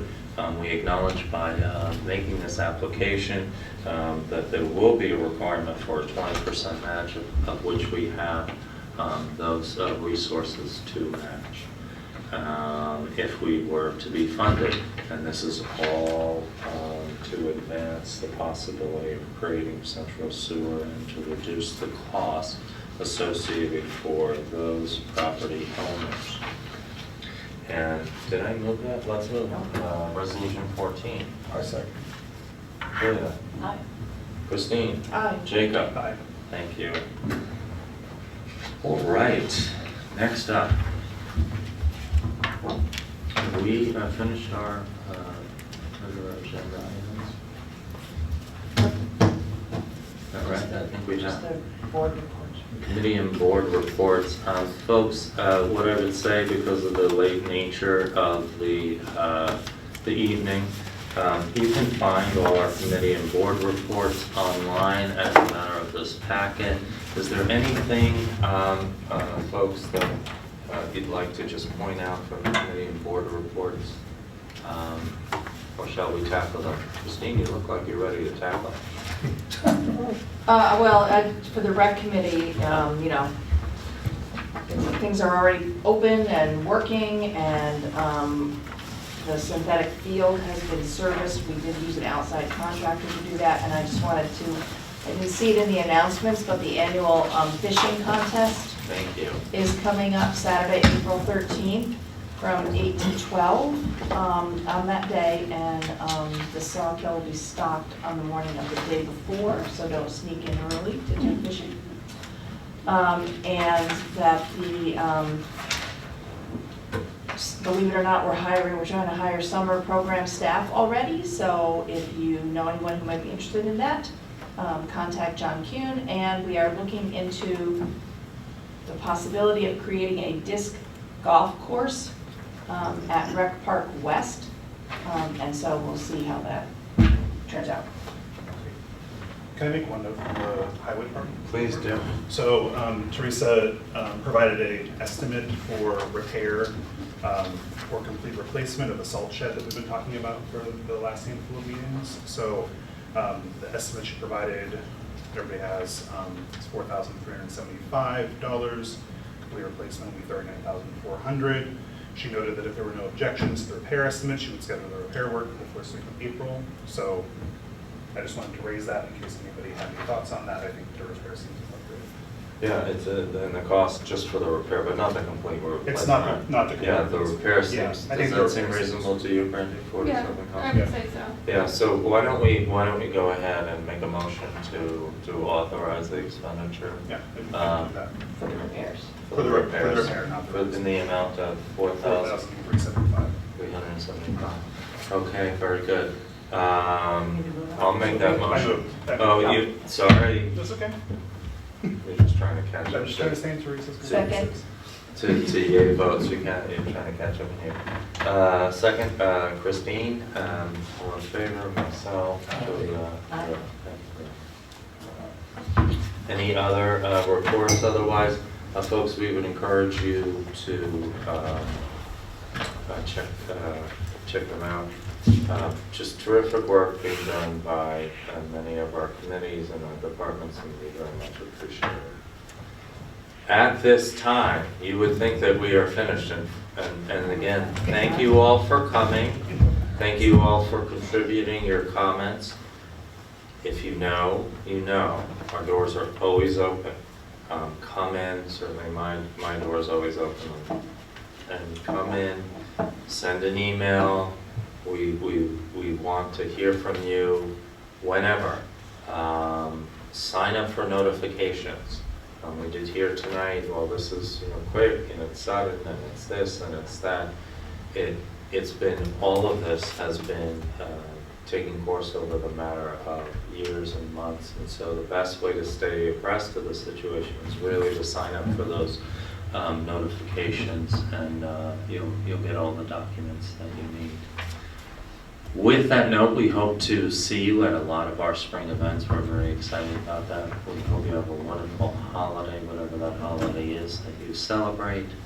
And at this time, I'd like to make a motion that we go into executive session to discuss a matter under negotiation. Second. All in favor? Julia? Aye. William? Aye. Christine? Aye. Thank you. Good night, everyone. Good night, Steve. Thank you very much. Brandy, thank you.